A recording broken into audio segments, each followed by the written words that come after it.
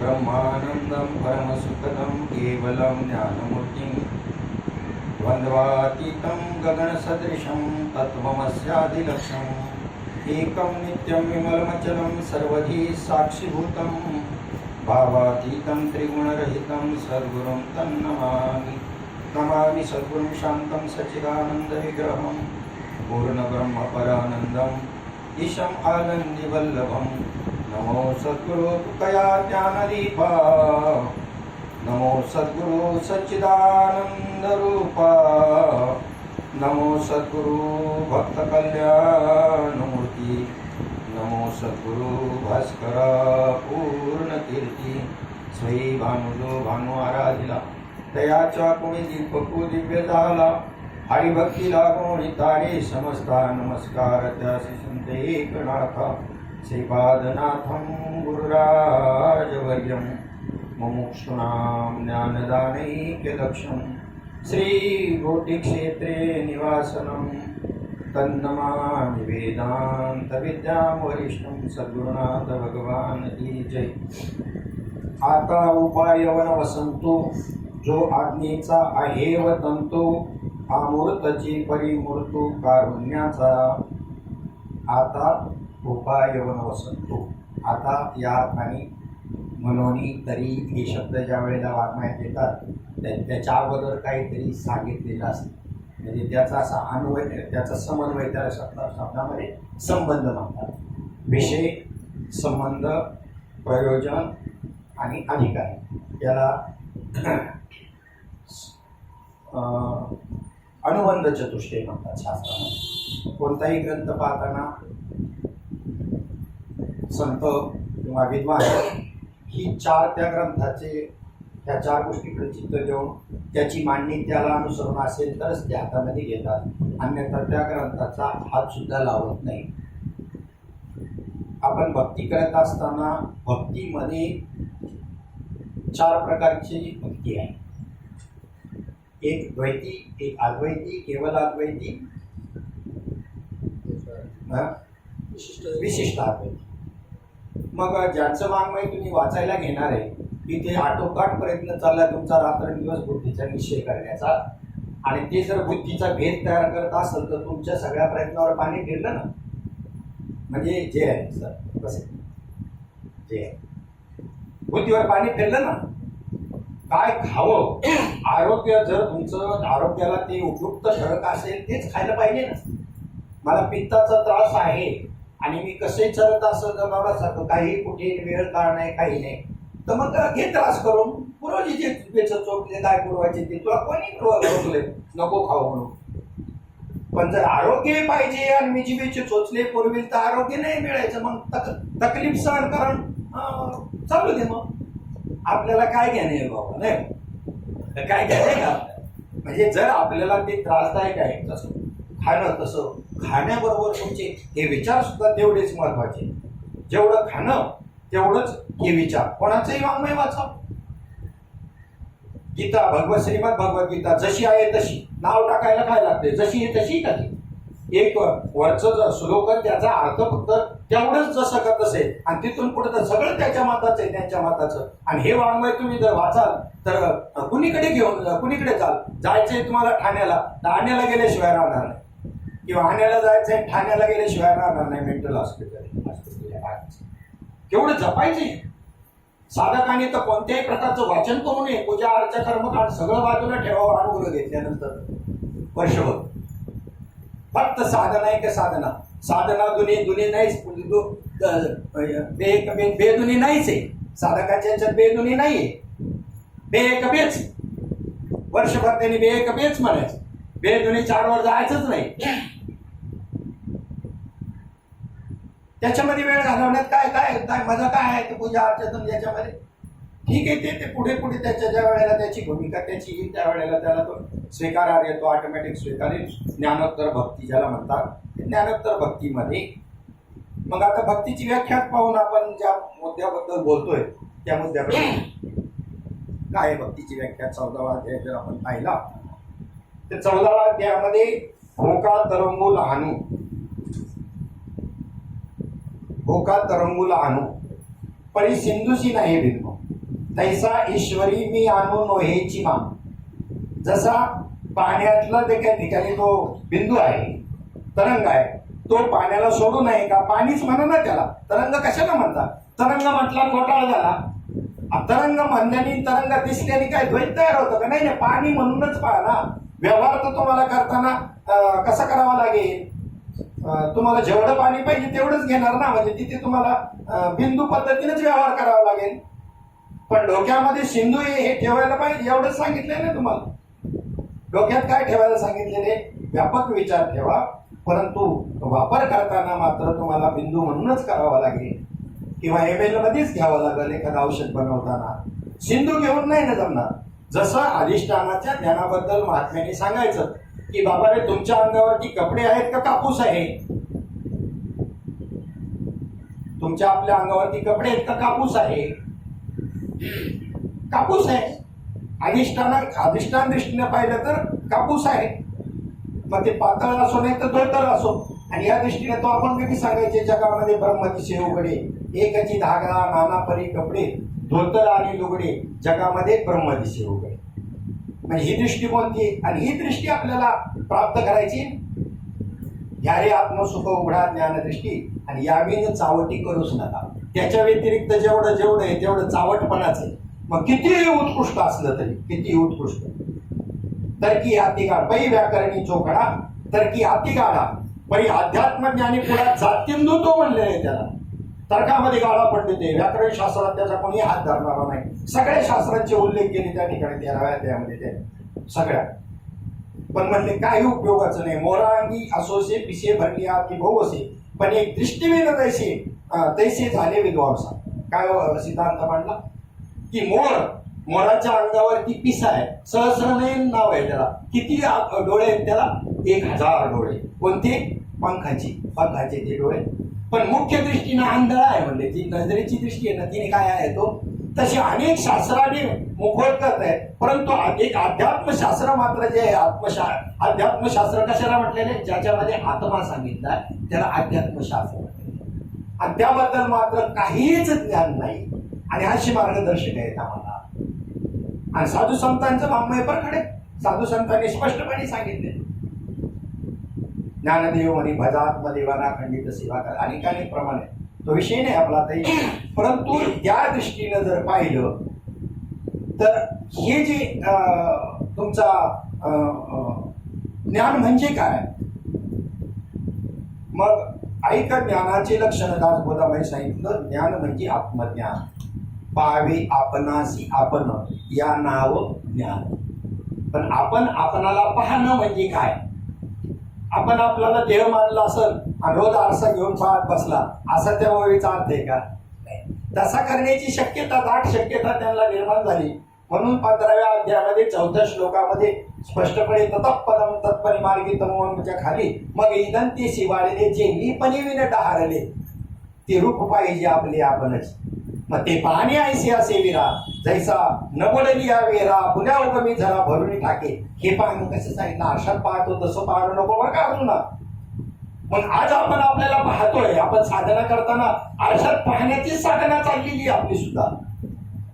स्वयंसिद्ध पद्धतीनं स्वरूप स्वीकारायला तयार नाही. हे पाहणं असं आहे, पाहणे पाहता तुझे पाहणे सरील बापा, श्रीरंग तुझाच तू होशी. एक पद श्रीपाद बाबांच्या मुखातून यायचं. आता कुठलं होतं ती माहित नाही, पण ते पाहत म्हणायचे, रंग पाहता रंगून जाजा, रंगची नयनी भरा, पंगू करा मन गुरुच्या चरणी श्रीरंगा शिवरा. पण पाहणे पाहता पाहता ते पाहणंच तू होऊन जाशी. अनुभव कोणता पाहिजे? अनुभव सांगा जर म्हटलं, हा अमृतानुभव ग्रंथ. ज्या वेळेला ज्ञानेश्वरी ग्रंथ तयार झाल्यानंतर मग निवृत्तीनाथांनी माऊलींना सांगितलं की आता तो जर ग्रंथ केला तर तो श्रीमद भगवद्गीतेवर टीका केलेला आहे. त्याच्यामध्ये जरी तुझे अनुभव त्याच्यामध्ये तू मांडलेले आहे, पण तरी सुद्धा निखळ स्वरूपामध्ये ते अनुभव नाही. तर आता या ठिकाणी तू तुझा स्वतंत्र अनुभव या विद्येचा, अध्यात्म विद्येचा तुला आलेला अनुभवच याच्यामध्ये मान, आणि मग हा अमृतानुभव तयार झाला. आम्ही म्हणू आम्ही तर प्रत्यक्ष अमृतानुभव घेतलेला आहे, तर मग आता आम्हाला हे अभ्यासण्याची काय गरज आहे? अरे जर तुम्ही अमृतानुभव घेतलेला असेल तरी तो कसा आला याची ही थिअरी आहे ना. याची काय आहे ही, तुम्हाला प्रॅक्टिकली जरी अनुभव आला असेल, प्रॅक्टिकली आलेलाच आहे, परंतु तो सांगता येतो का? तसं ते याच्यातही एवढा मोठा ग्रंथ करूनही त्यांनी सांगितलं की जोपर्यंत सांगणे तोपर्यंत ते त्या अनुभवाला पात्रच नाही. सांगणे तोपर्यंत ते त्या अनुभवाला पात्रच नाही. मग आता अनुभव सांगायचा कसा? अनुभव तर सांगायला सांगितलेला आहे. मग आपले जे अनुभव आहेत हे मृत अनुभव आहेत का अमृत अनुभव आहेत हे आपल्याला निवाडा समजलं पाहिजे ना. काही अवघड नाही. सांगा अनुभव म्हणल्यानंतर सांगायला सुरुवात केली आणि तो जर प्रपंचाचे अनुभव सांगत असेल की अनुग्रह घेतल्यानंतर मग असं झालं, मुलीचं लग्न होत नव्हतं ते झालं, विहिरीला पाणी लागत नव्हतं ते झालं, आणि संसारिक ह्या गोष्टी अनुभव म्हणून मांडत असेल तर मग बाहेर देयाचंच पीक आलेलं आहे ना तुमच्यात. तुम्हाला मौलिक ज्ञानोबांनी याच्यामध्ये कुठे हा अनुभव मांडला? स्वतःच्या बद्दलचा किंवा त्याच्यावर अन्याय झाला त्याच्याबद्दल वाच्यता नाही. हा अमृत अनुभव आहे. साधू संतांना अमृत अनुभव पाहिजे. अमृत काय आहे? आत्मा आहे अमृत. अमृत म्हणलं ना तर मग एक कोणतं तरी एक पेय जल आहे, जसं पेय पदार्थ आहे, कोल्ड ड्रिंक्स आहे, तसं एक अमृत द्रव आहे स्वर्गामध्ये. ते पिऊन बस मग त्यांना भूक लागत नाही, काय नाही, कोणतं काही खावं लागत नाही. ते अमृत आहे, अमृत नाही. अमृतानुभव आहे हा. अमृताचा अनुभव नाही, अमृतानुभव. जे अमृत तत्व आहे आत्मतत्व, त्या आत्मतत्वाचा आलेला अनुभव सांगता येतो का? अजिबात नाही, सांगताच येत नाही. कसं सांगता येतो? सारांश रूपाने येईल. आता थोडासा विषय आपला ओवी टू ओवी जाणार नाही आपण का, तर त्या अनुषंगाने सारांश नेमकं आपल्याला काय करायचंय, साधना करायची म्हणजे नेमकं काय करायचंय हे मार्गदर्शन महत्वाचं आहे. आलं का लक्षात? हेच सगळ्या माध्यमामधून, कारण ज्ञानेश्वरीमध्ये काय आहे, त्यांच्या वाङ्मयात काय आहे, या 18व्या अध्यायामध्ये पसायदानाच्या अगोदरच त्या ठिकाणी येऊन गेलेली आहे बोल की ओवी त्याची आहे की ते बांधून गोसावे दिलेले माझं ग्रंथी आहे. या ग्रंथामध्ये मला ते ज्ञान बांधून दिलं, जे गुरु परंपरेनं आलेलं जे ज्ञान आहे, एवं गुरुकर्मेला आलेले समाधी धन जे आपण ते तुमचे तोंडावर दिसतात तेव्हा तुम्ही नाही बोलले तरी. हा असं म्हणतात ना, वक्त्याला श्रोता बोलवत असतो कसं, की त्याची ही आंतरिक गोष्ट आहे. ही जी लिंक आहे ना, ही सुद्धा लिंक ओपन करावी लागते. एखादा प्रोग्राम पाहायचा तर लिंक देतात, ती ओपन करा. तशी एक अदृश्य लिंक आहे, श्रोत्या वक्त्याची एक अदृश्य लिंक असते. तुम्हाला साधा अनुभव सांगायचा जर म्हणलं तर आई शेतामध्ये असते, काम करत असते, आणि पोरग घरात रडलेलं तिला तिथं कळतं, थांब थांब बाई माझं पोरग उठले, मी त्याला पाजून येतो. हे कसं कळलं? ते BSNL वाल्याला कळलं, पण परमार्थ करणाऱ्याला नाही कळलं. त्या अमेरिकेमध्ये पोरगा आणि इथून फोन करते आणि मग लिंक तिथे लागते. मग आता हे लिंक कशी, तिचा विचार केला, त्याचाच विचार करून तर हे संशोधन आले. विज्ञान म्हणजे काय? ज्ञानातूनच विज्ञान निर्माण झालेलं आहे ना. व्याख्या जर पाहिली 7व्या अध्यायामध्ये, मग इथे तर आपण त्या ज्ञानाच्या व्याख्येकडे वळू आणि मग ज्ञानाचा अनुभव सांगता येतो का नाही हे कळेल. ज्ञानाचा अनुभव सांगताच येत नाही. बरं, नाही सांगावं तर प्रवृत्त कसे होणार? ज्ञानप्राप्ती करता प्रवृत्त होण्याकरता सांगावं लागतं. ज्ञानाचा अनुभव सांगा. मग आता ती व्याख्या करताना कसं सांगितलं? ज्ञान कशाला म्हणतात?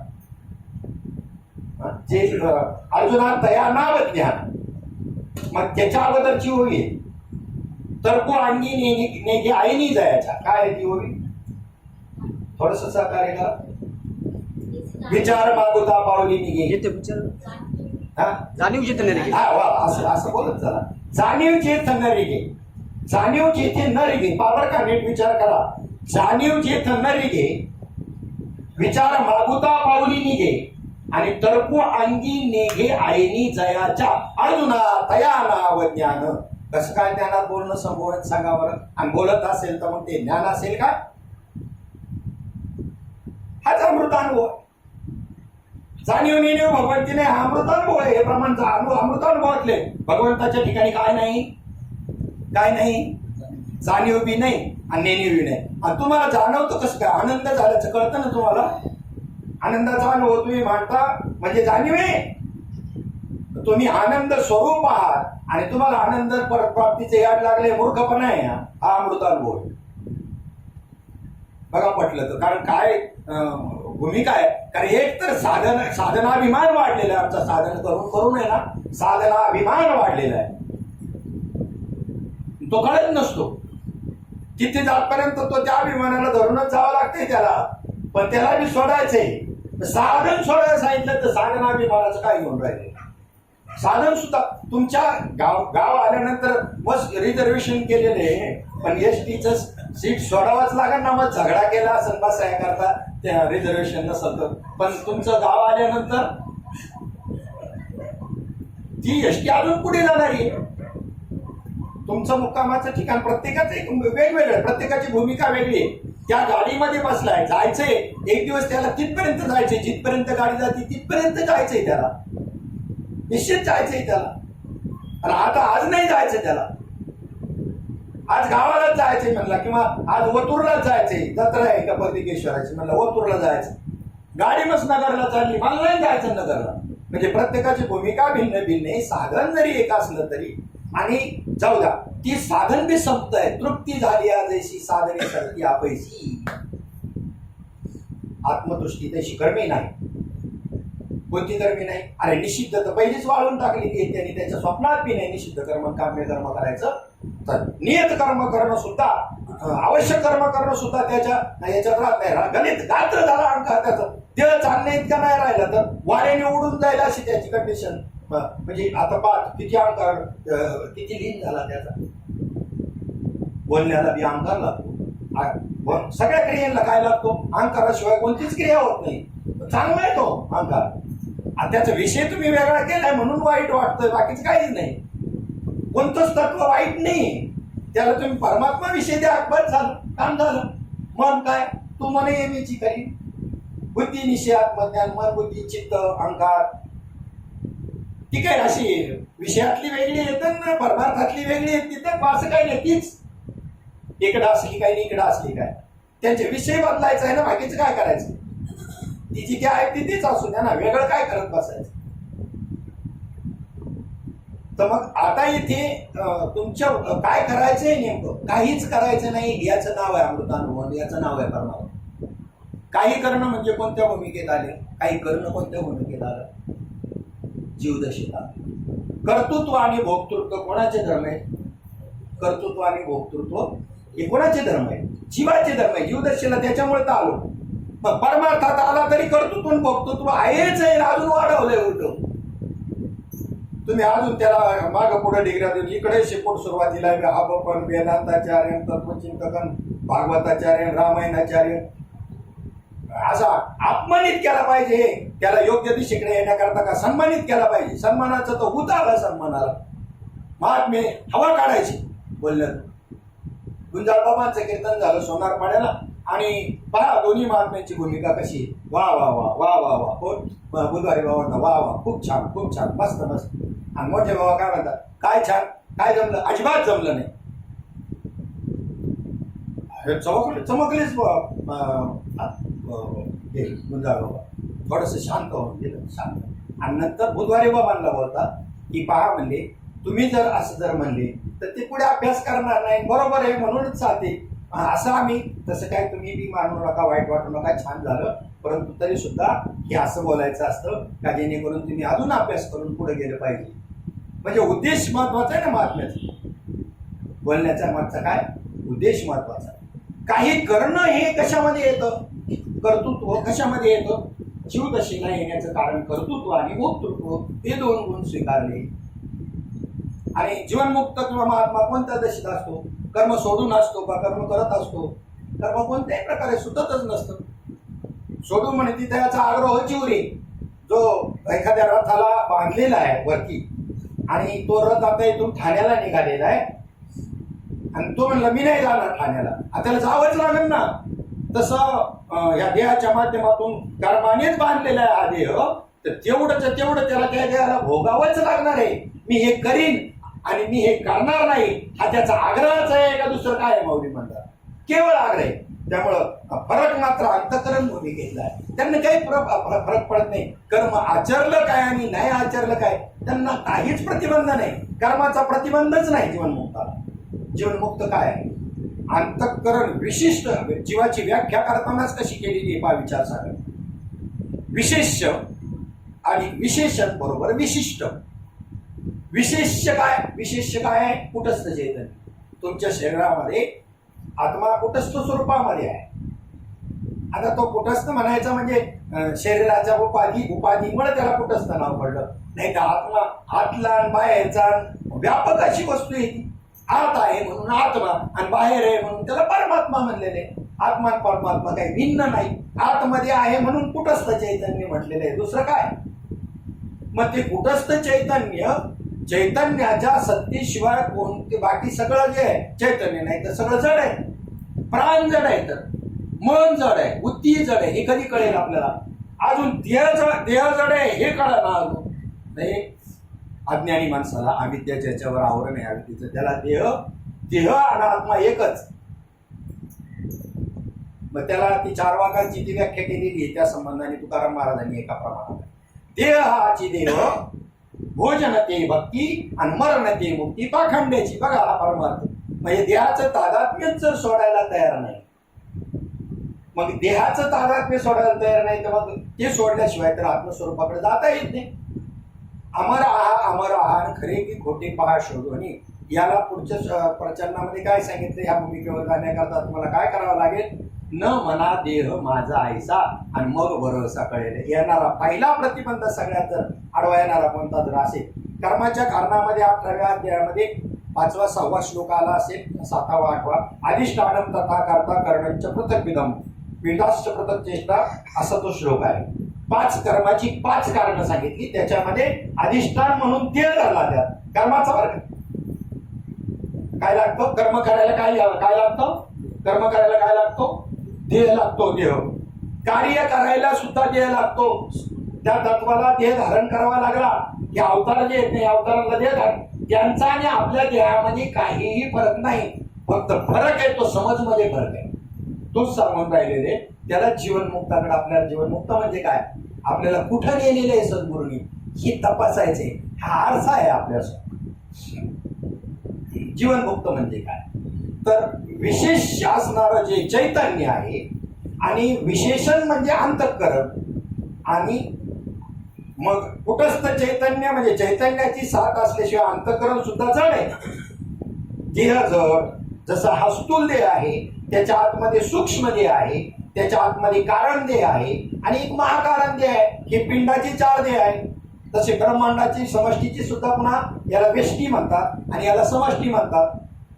मग ह्याचे सुद्धा 4 देह आहेत. हिरण्यगर्भ, विराट, मूळ प्रकृती आणि अजूनही काय मला ते आठवत नाही. अशी 4 देह ब्रह्मांडाची बी आहेत. पण याचं निरसन झालं की बस उपाधीचं निरसन हेच महत्वाचं आहे ना. घटाकाश मठाकाशाला सोडून नाही, मठाकाश या मध आकाशाला सोडून नाही. मध्ये उपाधी जरी असली तरी एकच आहे. ती उपाधी असताना एक आहे तर उपाधी पडल्यानंतर एक झालंय हे म्हणणं सुद्धा बरोबर नाही. उपाधी असताना सुद्धा ते एकच आहे. मग इथं उपाधीच निरसन करायचे, विचाराने करायचे. याला बाद पद्धत म्हणतात. नाश करणं नाही. लाही करणं म्हणजे नाश करणे का परिवर्तन करणे? लाही होते बाजरीची किंवा तुमच्या भाताची, ती परिवर्तन आहे. काला म्हणजे काय? परिवर्तन आहे. नाश करणं नाही. म्हणजे ते परिवर्तन आहे आणि ते विचाराचं परिवर्तन आहे. सूक्ष्म देहाचं परिवर्तन आहे. सूक्ष्म देहात परिवर्तन करायचंय. जन्म मरण चुकवायचं म्हणजे काय करायचं? जन्म मरण कोणाला आहे? सूक्ष्म देहाला. स्थूल देह तर ज्याचं त्याचं इथेच पडतो. मग त्यात पुन्हा पंचकोशाचं विवरण आलं. अन्नमय, प्राणमय, मनोमय, विज्ञानमय आणि आनंदमय कोश. मी देह नाही हे म्हणण्यामध्ये या 4 देहांचं सहजच निरसन होतं. 4 स्थूल सूक्ष्म कारण महाकारण 4 देह 5 कोश. 4 2 5 कोश कसे पहा? तर जसं अन्नमय, हा अन्नमय म्हणजे स्थूल देह. अन्नमय अन्नापासूनच स्थूल देह बनलेला आहे. तर हा स्थूल देह म्हणजे अन्नमय कोश. प्राण, मन आणि विज्ञान म्हणजे बुद्धी या 3चा सूक्ष्म देह. 3 आणि 1 4 झालं आणि राहिला आनंदमय कोश. आता या भूमिकेवरती तुम्हाला प्रबोध देताना या भूमिकेवर चालून आणलेले की तुम्हाला जो आनंद होतो ना तोही एक महाकारण देहाचा भाग आहे. तुम्हाला त्याला ओलांडून पलीकडे जायचे. आनंद हे माझं स्वरूप आहे. सुखरूप आहे सा तुझा कोण सांगा माझ्या पांडुरंगा सारिका तो तुम्ही सुखरूप तुमचं स्वरूप आहे. मग सुखरूप जर तुम्ही जर झाला तर आता सुखाकडे ओढ राहील का तुमची, आनंदाकडे ओढ राहील का तुमची, त्याच्या प्राप्तीकडे ओढ राहील का? अजिबातच नाही राहणार, नाहीच राहिली पाहिजे. आता एक ज्ञानोत्तर भक्ती म्हणून पुढे अपवादात्मक विषय येतो. कारण जर त्याचा भक्तीचा आनंद लुटायचा तर मग पुन्हा त्याला कल्पित द्वैत आणि पुढे तो भाग येतो ज्ञानोत्तर भक्तीमध्ये. जे ज्ञानपूर्व आता बाकीची करून राहिलेली ती साधना तुम्हाला ज्ञानोत्तर वापरायची. म्हणून साधू बोलताना खूप जपून बोलतो, त्याच्यावर जबाबदारी, बुद्धिभेद कोणाचाही होणार नाही. कारण कोणाचं तरी ते साधन आहे. जाळू नये नाव तरल्यानी पारण मागील आधार भोवताचा. तुम्ही तरुण गेला म्हणजे ती जाळून टाकत नाही नाव, कोणाला त्याची आधाराला उपयुक्त ठरणार आहे. या दृष्टीने अधिकार तैसा करो उपदेशन सहाय्य होते त्यास, असा शास्त्रांनी संतांनी उपदेश केलेला आहे. उदारपणाने साधून आपल्याला दिलं, त्यांनी सगळ्या मर्यादा ओलांडल्या. काय केलं त्यांनी? या सगळ्या मर्यादा त्यांनी ओलांडल्या त्यांच्या विशिष्ट अधिकाराने. आणि आम्ही जर तेवढ्या पद्धतीने त्या भूमिकेवरती आरूढ असेल तर तुम्ही जरी ओलांडला तरी तुम्हाला बी काही घातक नाही. पण त्या भूमिकेवर जर आम्ही आरूढ नसेल आणि आम्ही जर मर्यादा ओलांडल्या आणि साधू संतांच्या प्रमाणानुसार जर नाही चाललो तर मग मात्र त्यांचाही बुद्धिबळ आपलाही बुद्धिबळ ठरलेला आहे. आपला अधिकार ओळखून त्या पद्धतीने तुम्ही नसाल असं म्हणणं नाही आमचं.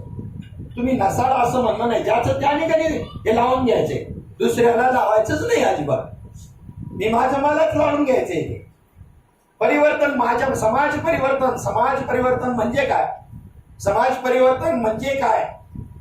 तर समाज परिवर्तन म्हणजे एका प्रकृतीनं सुधारणं म्हणजे समाज परिवर्तन आहे.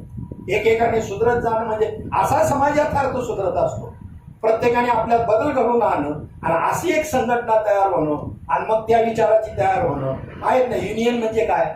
आमच्या मागणीला कोणी दाद देत नाही, मग एका विचाराची माणसं एकत्रित येऊन आंदोलन करतात, त्याला युनियन म्हणतात. आणि अशी समष्टी तयार होते.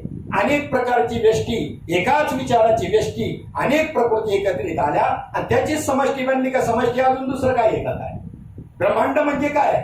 पिंडावरूनच संशोधन करून ब्रह्मदेवानं ब्रह्मांड मांडले. अंतर्मुख होऊन बसला. नाभिस्थानापासून कमल निर्माण झालं, महाविष्णूचा एकोणपौरुषा महासंकल्प निर्माण झाला. तर त्या ठिकाणी त्या नाभिस्थानापासून कमल निर्माण झालं, त्याच्यामध्ये ब्रह्मदेवाची निर्मिती झाली. त्याने पाहिलं वरती आल्यानंतर त्याला काही समजेना. विचार सुचेनाच, मी कोण, कुठून आलो, कशा करता, कोणी मला निर्माण केलं. शोध घ्यायला गेला, कल्पपर्यंत खाली गेला, वरती गेला तर कुठे काही शोध लागला नाही. पुन्हा कमळाच्या देठातून प्रवेश केला, खालीपर्यंत गेला, मुळापर्यंत तरीही शोध लागला नाही. मग तिथे आकाशवाणी झाली. मग चारही दिशेला पाहिलं, एकच मुख होतं तर चार मुख बनले त्याचे, इकडे तिकडे पाहिलं म्हणून. आणि आकाशवाणी झाली. तप तप तप तप करायचं पण साधन पाहिजे ना. बाबा म्हणायचं जेवायचं आमंत्रण ऐन वेळेला का 2 दिवस आधी, निदान सकाळी तरी, दुपारचं दुपार 1 तास बरं, अर्धा तास राहिला चला जेवायला. आमच्या घरी मिळत नाही का म्हणून बाबाची भाषा आहे. ऐन वेळेला आमंत्रण का अगोदर बरं, आल्यानंतर काहीतरी काही कळलं, पहिलं पात्र तर मांडा. अजून पात्रच कळलं नाही तर पदार्थ तर दुसरी गोष्ट, मग शिळपाक काहीतरी वाढा, मग हात बोलून बोला, पोटभर जेवायला अजून नका. अजून पात्र नाही, काय वाढले नाही आणि चालू द्या म्हणलं. म्हणजे साधनच माहिती नाही, देवाकडे जाण्याचं साधनच माहिती नाही. नाम कशाला म्हणतात तेच माहिती नाही. आणि नामस्मरण करा दणका चाललाय सगळ्या अखंड आहे नाम सप्ताहातून. पहिल्या दिवशी नाम पर घेतला पाहिजे बरं, प्रासंगिकता सांभाळा बरं का. आणि लोकांना काय प्रसंग पडला, बाबा म्हणायचे लोकांना काय प्रसंग पडला याची यांना जाणीवच नाही. काय प्रासंगिकता सांभाळा, काय प्रासंगिकता सांभाळा सांगा ना. पात्रच नाही. पात्र म्हणजे साधन, साधनच माहिती नाही. आणि करा भजन काय आम्हाला कळत नाही का? बाबाची भाषा आहे तशीच वापरायला लागते. त्याशिवाय उलगडा होत नाही आणि त्याशिवाय विचार होत नाही. शास्त्रीय भाषा जर वापरायची म्हणले तर किती त्यांची भाषा, जर ते प्रवचन, काय दुर्भाग्य आमचं की 93च्या दंगलीमध्ये आपल्याकडे ज्या कॅसेट होत्या दोन्ही बाबांच्या जवळजवळ 50-1 कॅसेट असतात कीर्तन प्रवचनाच्या. आणि त्यावेळेच्या सोनीच्या कॅसेट आम्ही टेप केलेल्या होत्या. कुठं काय आम्ही काय झोप काढलं नाही त्यावेळेला. हे पुढं आम्ही धोरण धरलं होतं. पण तू काय आता कोणाचं, तुमच्या बरोबर आमचंही कर्म, आपल्या सगळ्यांचं समष्टीचं कर्म म्हणायचं. आणि त्या याच्यामध्ये दंगलीमध्ये आम्ही हे करायला दिलं होतं. त्याचं तर ते सगळं त्याचं दुकान पेटवलं गेलं, त्या सगळ्या नष्ट. त्याच्यातली एक कॅसेट होती, त्याचं साक्षी आता गाडगे बाबा आहे, की ती एवढी त्यांची ती बाबांचं प्रवचन आहे असं कोणी म्हणणार नाही श्रीपाद बाबांचं. काय एखादं म्हणजे ब्राह्मणासारखं बोलणं, ती पारिभाषिक शब्द त्या पद्धतीचं ती मुद्दाम जतन करून आम्ही ठेवलेली होती. नंतर त्यांनीच विचार केला की असं बोलून समाजावर काही परिवर्तन होणार नाही. त्यांनी आपला भाषा बदलली आणि व्यावहारिक भाषेमध्ये त्याला कोणती भाषा म्हणतात, संस्कृताची गाठी उघडवली ज्ञानदृष्टी केली से मराठी गीता देवी. हा मराठी हा भाग बाजूला ठेवला तर प्राकृत हा शब्द कोणत्या प्रचलनात आलेला आहे का एखाद्या अभंगामध्ये? प्राकृत मध्ये केलं, इथं प्राकृतात आणली म्हणजे एका दृष्टीनं मराठीत ज्ञानेश्वरी आहे, या दृष्टीनं प्राकृतात म्हणजे मराठीत आणली या दृष्टीनं म्हणणं ठीक ठरेल. परंतु त्या अर्थाने प्राकृतात आणली नाही. सांप्रदायिक दृष्टीतले माणसं जी आहेत ना, त्यांचा एक लाक्षणिक अर्थ काढत असतात, ते बरोबरचा अर्थ नाही काढत आणि लाक्षणिकच केला पाहिजे. प्रकृतीला समजेल अशा भाषेमध्ये हे कार्याची ओवी, ग्रंथाच्या आधारे नाही. जशी ही ओवी की एवं गुरुक्रमी लादले समाधी धन जे आपुले ते बांधून आधी दिले ग्रंथी. या ग्रंथामध्ये काय आहे? आमच्या ग्रंथामध्ये जे गुरु परंपरेनं आलेलं ज्ञान आहे, त्याची जे अनुभवान साधण्याचे नियम आहे आणि त्याचा जो अनुभव आहे तो आमच्या ग्रंथात. नुसतं जोडाजोडी नाही, संबंध सांगत होतो ना, विषय, संबंध, प्रयोजन आणि अधिकारी. त्या ग्रंथाचा विषय काय आहे? मी तुम्हाला पाहतो त्या ग्रंथाचा विषय काय विषय असायला पाहिजे. संतांचा निरोप तरी काढला का? आम्हाला काय निरोप द्यायचा आहे समाजाला?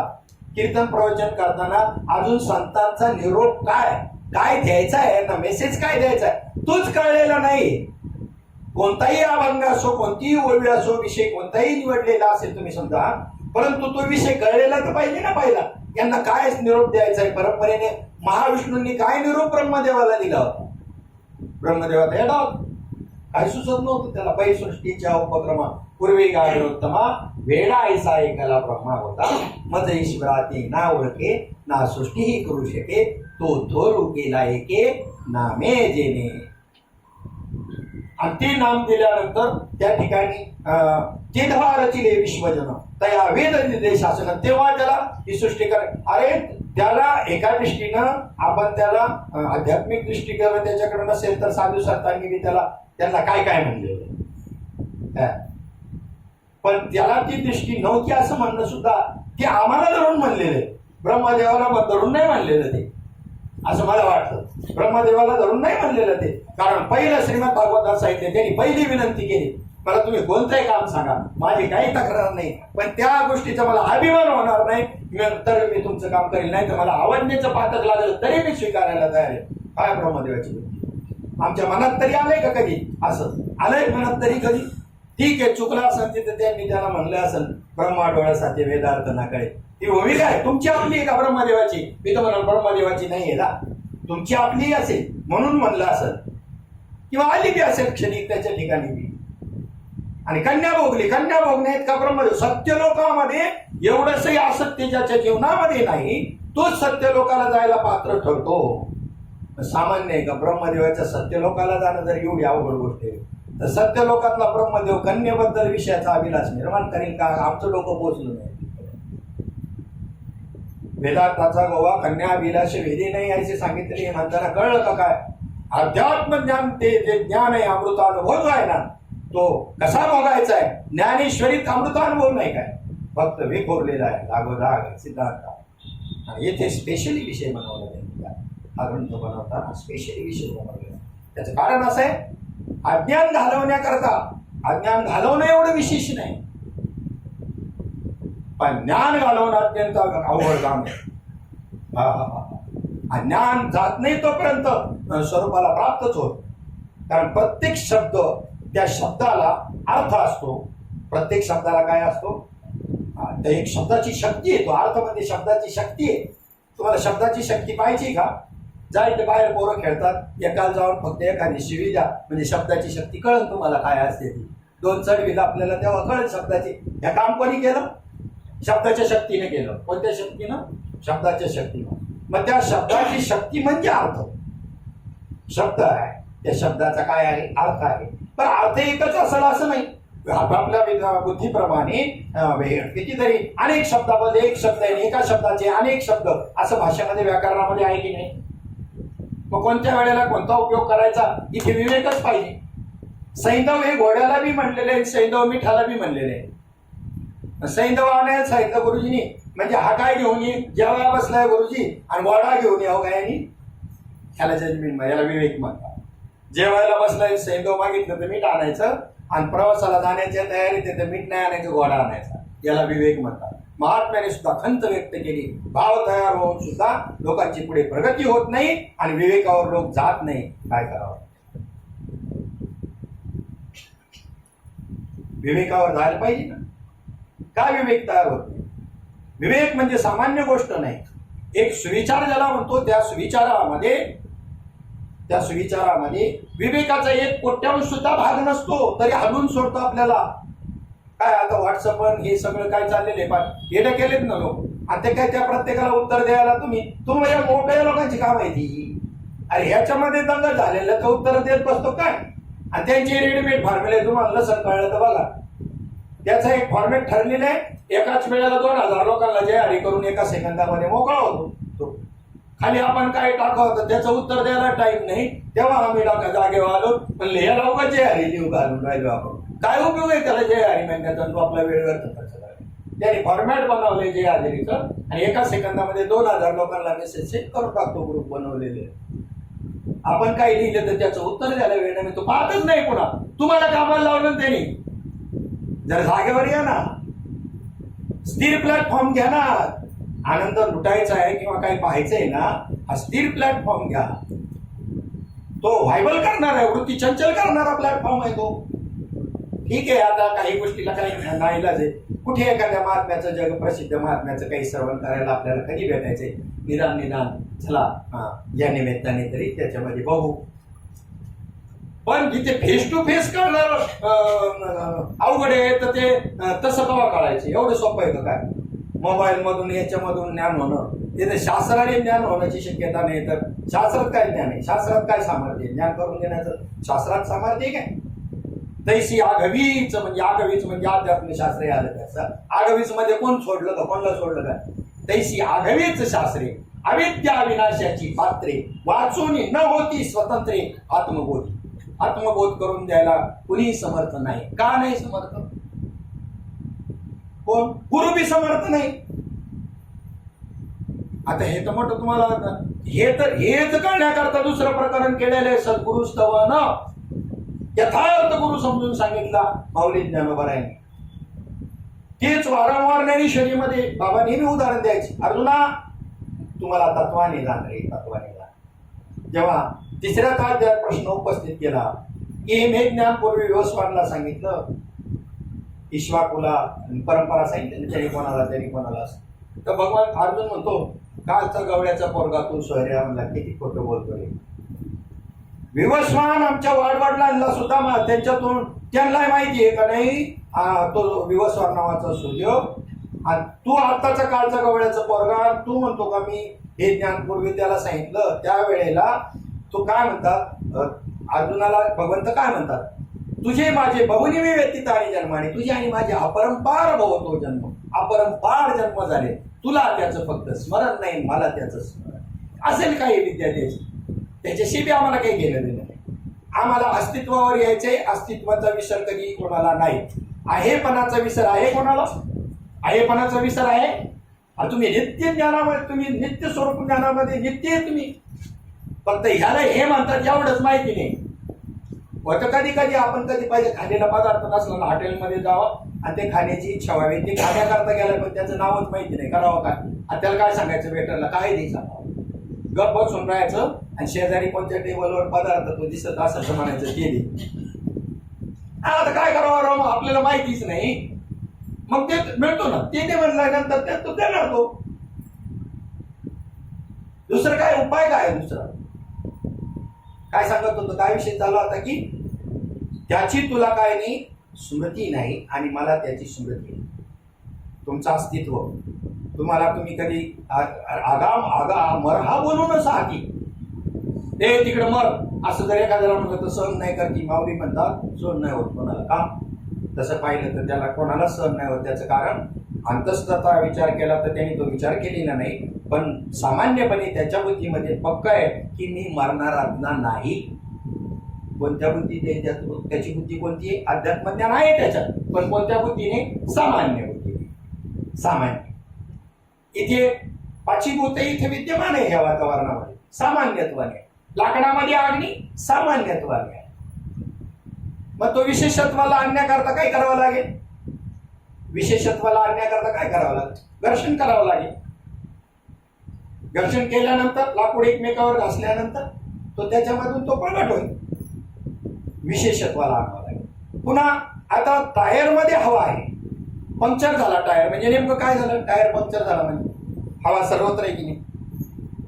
पंक्चर झाला तरी बी हवा नाही का त्याच्यात? पण नाही ना, ती चालण्याकरता विशेष हवा लागते ना, ती नाही. आता सामान्यपणे हवा सर्वत्र कशी आहे? सामान्यपणे आहे. पंचमहाभूत सर्वत्र कशी आहे? सामान्यपणे आहे. पण ती ते कार्य करण्याकरता विशेष रूपाने यावं लागतात. तसं त्या तत्वाला कार्य करण्याकरता उपाधीचा स्वीकार करावा लागतो. उपाधीशिवाय काय घडत नाही? कार्य घडत नाही. उपाधी लागतेच कार्य करण्याकरता. संतही त्या ठिकाणी भगवंतच संत रूपाने येतात, संत रूपी उपाधीचा स्वीकार करतात. परंतु मात्र ते उपाधी वेगळे राहतात आणि उपाधीमध्ये गुरफटून जातो. त्याचं नाव आहे जीव. आणि उपाधी असूनही उपाधी भेदाने त्याच्यावर वृत्तीवर काहीही परिणाम होत नाही. त्याचं नाव आहे जीवनमुक्त आणि त्याचं नाव आहे संत. म्हणून जीवाची व्याख्या सांगताना जे विशेष्य अधिक विशेषण बरोबर विशिष्ट विशेष असणार चैतन्याच्या आधाराशिवाय तर तुम्हाला काहीच घडणार नाही. विशेष असणार कुटस्थ चैतन्य आणि अंतःकरण उपाधी त्याला जोडली गेली. अंतःकरण विशिष्ट बनवलं त्याने जीवाने आणि म्हणून जीव ही त्याची नाव पडलं. अंतःकरणाला विशेष मानतो तो. सामान्य विशेषाचा पहिला भेद सांगितला. सामान्यपणे सर्वत्र तत्व विद्यमान आहेत आणि विशेषत्वाने ती प्रगट व्हावी लागतात. पावसाळ्यात पाऊस विशेषत्वाने जलतत्व प्रगटतं. कुठे अग्नी लागला तर तो विशेषत्वाने प्रगटतो आणि पुन्हा लीन होतो त्यावेळेला तो सामान्यत्वात लीन होतो. हवा दिली टायर मधली म्हणजे सामान्यात दिली, व्यापक झाली. सामान्य याचा अर्थ जनरल नका समजू. सामान्य म्हणजे सामान्य नाही, सामान्य याचा अर्थ व्यापक. सामान्याचा अर्थ काय घ्यायचा? सामान्याचा शास्त्रीय अर्थ काय आहे? व्यापक. मग आत्मा सामान्य आहे का व्यापक आहे? आत्मा सामान्य आहे. आता व्यवहारात आमच्या सामान्याचं आम्ही जनरल असा अर्थ घेतो, पण सामान्य याचा अर्थ व्यापक आहे. त्याला कोणताही उपाधी भेद नाही. आणि म्हणून उपाधी वेगळे तुम्ही निर्विकार, काहीच संसार तुम्हा नाही. तुम्ही कसे आहात? भगवंता अशी उपाधी वेगळे आहात. आणि आता आमचं काय काम आहे तुमच्याशी? ऐसे मद करून ठेवी नारायणा समूळ वासना नरवावी. हे मागणं त्यांच्याकडे मागावं आणि आम्ही नाशिवंत मागणी मागतो. जे विलयाकडे जाणार आहे संसार वृक्ष पुढे दाखवला त्याच्यातलं मागणं माग. आणि तसे आशीर्वाद देणारे महात्मे येतात, गुरु येतात, प्रसिद्ध येतात, त्याला परमार्थ नाव दिलेले. आता किती दूर आहे हा दुसरा प्रपंच? हा मोठा प्रपंच आहे पुढला. हा तरी छोटा आहे. 2 पोरं असतील घरात, बाय कोणते हम दो हमारे दो एवढंच असत. हे तिकडं गेला चांगलंय मोठे. मग यांचा त्याग करून तिकडे गेला आणि तिकडं किती हे कुठं जाता येत नाही हो आम्हाला. का? हे आता 200 पोरं आहेत संस्थेमध्ये, आम्हाला त्यांचं बघावं लागतं. अडकला तिकडे 2 बरी पडली, परमार्थ केला असता. 2 मधचं काय त्यांच्या व्यवस्था करून पोटा पाण्याची शिक्षण देऊन आणि चांगला परमार्थ केला असता. 200 अडकला. 200 अडकला का गुतला का सुटला आणि उपाय सुटाय करता केला आणि यांना सोडवाय करता निघालाय. हा यांना अजून अडकतो हाय अडकला त्याच्यामध्ये.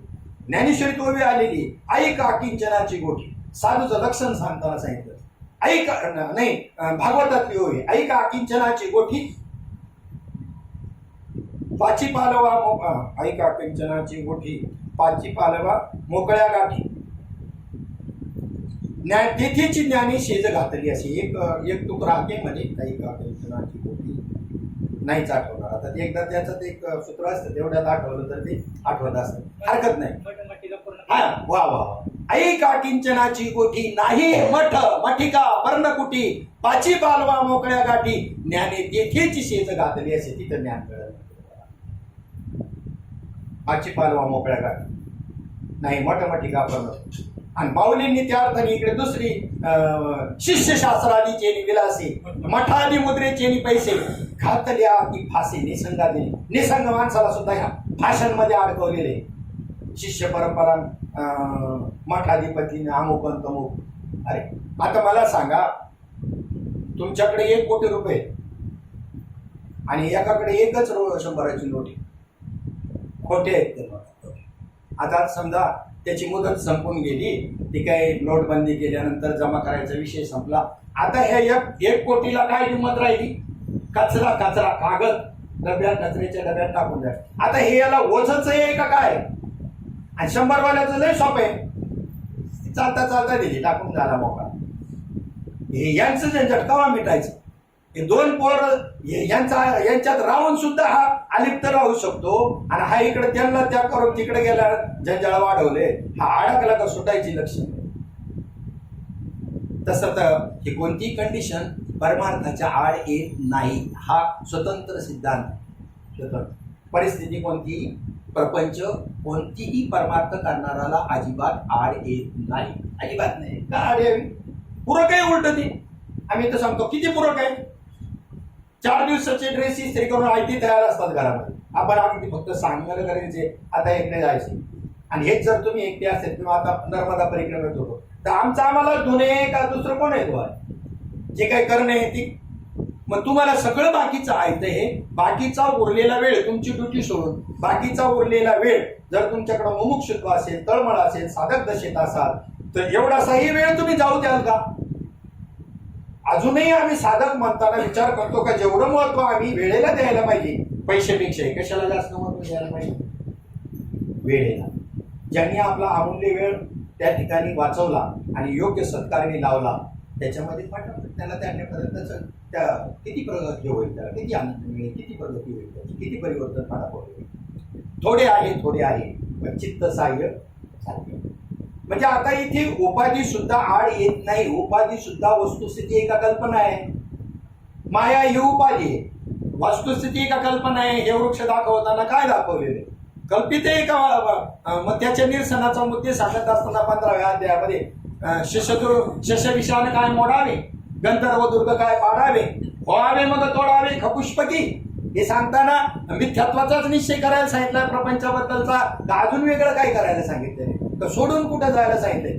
आणि यांनी भगवद्गीतेचं ज्ञान आपल्याला सांगावं की ज्यांचा मिथ्यत्वाचा निश्चय नाही झालेला पण ह्याला वैतागाने घेतलेलं, वैताग आहे, वैराग्य नाही.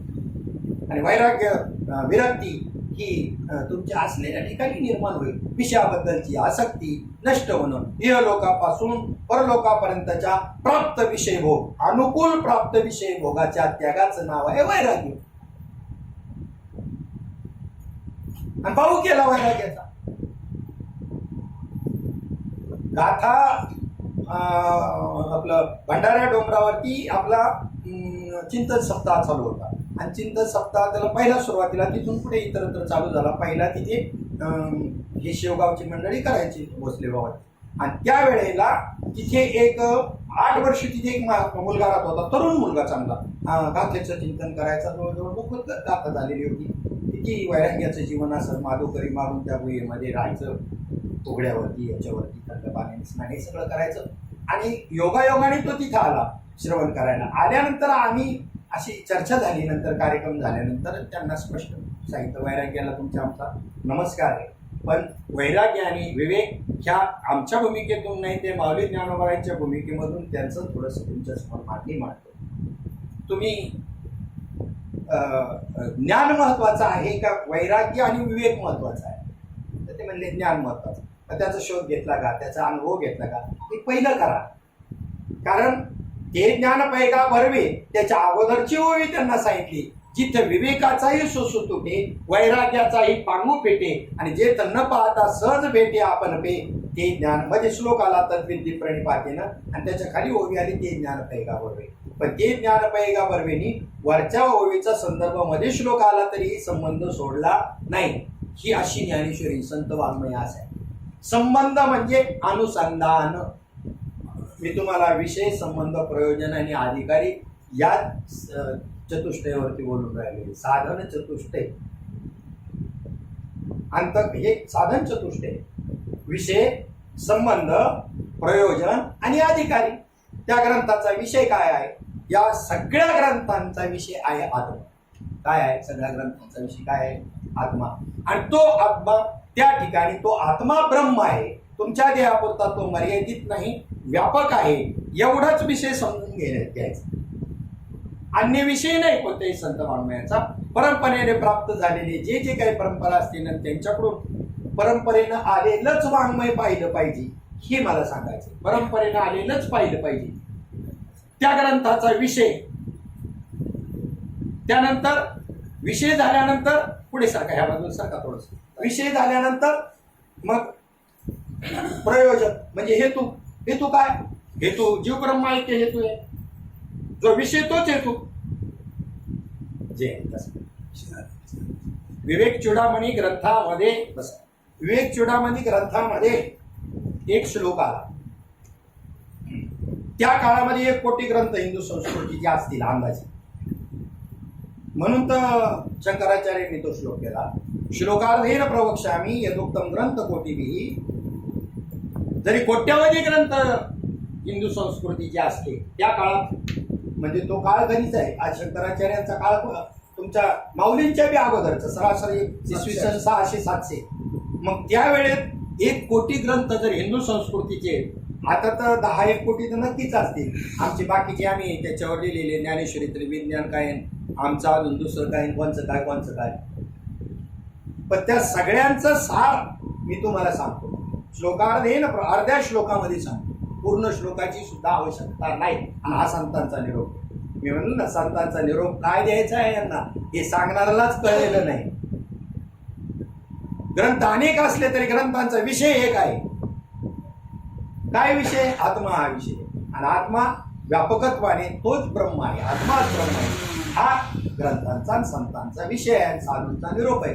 तो जसाच्या तसा द्यायचा. बिलाडी आपण सांगत असतात नाही, आपल्या घरामध्ये 5 भाकरीचंच पीठ आहे ना, त्यांना सांगायचं अर्धी का सकाळी पोहे वगैरे नाश्ता करून लय भूक लवकर लागली सकाळी, तर आता काही पीठ नाही. आणि गिरण तर काय खेडेगावचं काय गिरण बी नाही आहे. आणि महात्मे आपल्याला मिळालेले सामान्य नाही. जाता जाता त्यांचं सतत स्मरण झालं म्हणून सांगतो. हे बंडो बाबा, केरो बाबा, श्रीपाद बाबा ही महात्मी सामान्य नाही. नुसत्या कॉलर टाईट करून शायनिंगचा परमार्थ चाललाय जगामध्ये. जरा पहा महात्मे म्हणजे कसे असतात, त्यांचं जीवन राहणीमान कसं असतं. एका घरी गेले 10-12 जण आम्ही बरोबर या टायमिंगला गेल्यानंतर खेडेगाव आहे. त्या माऊलींनी सांगितलं, बाबा म्हणजे आम्हाला जेवायचं आहे बरं का, आम्ही आज आराम करून सकाळी जाणार आहे.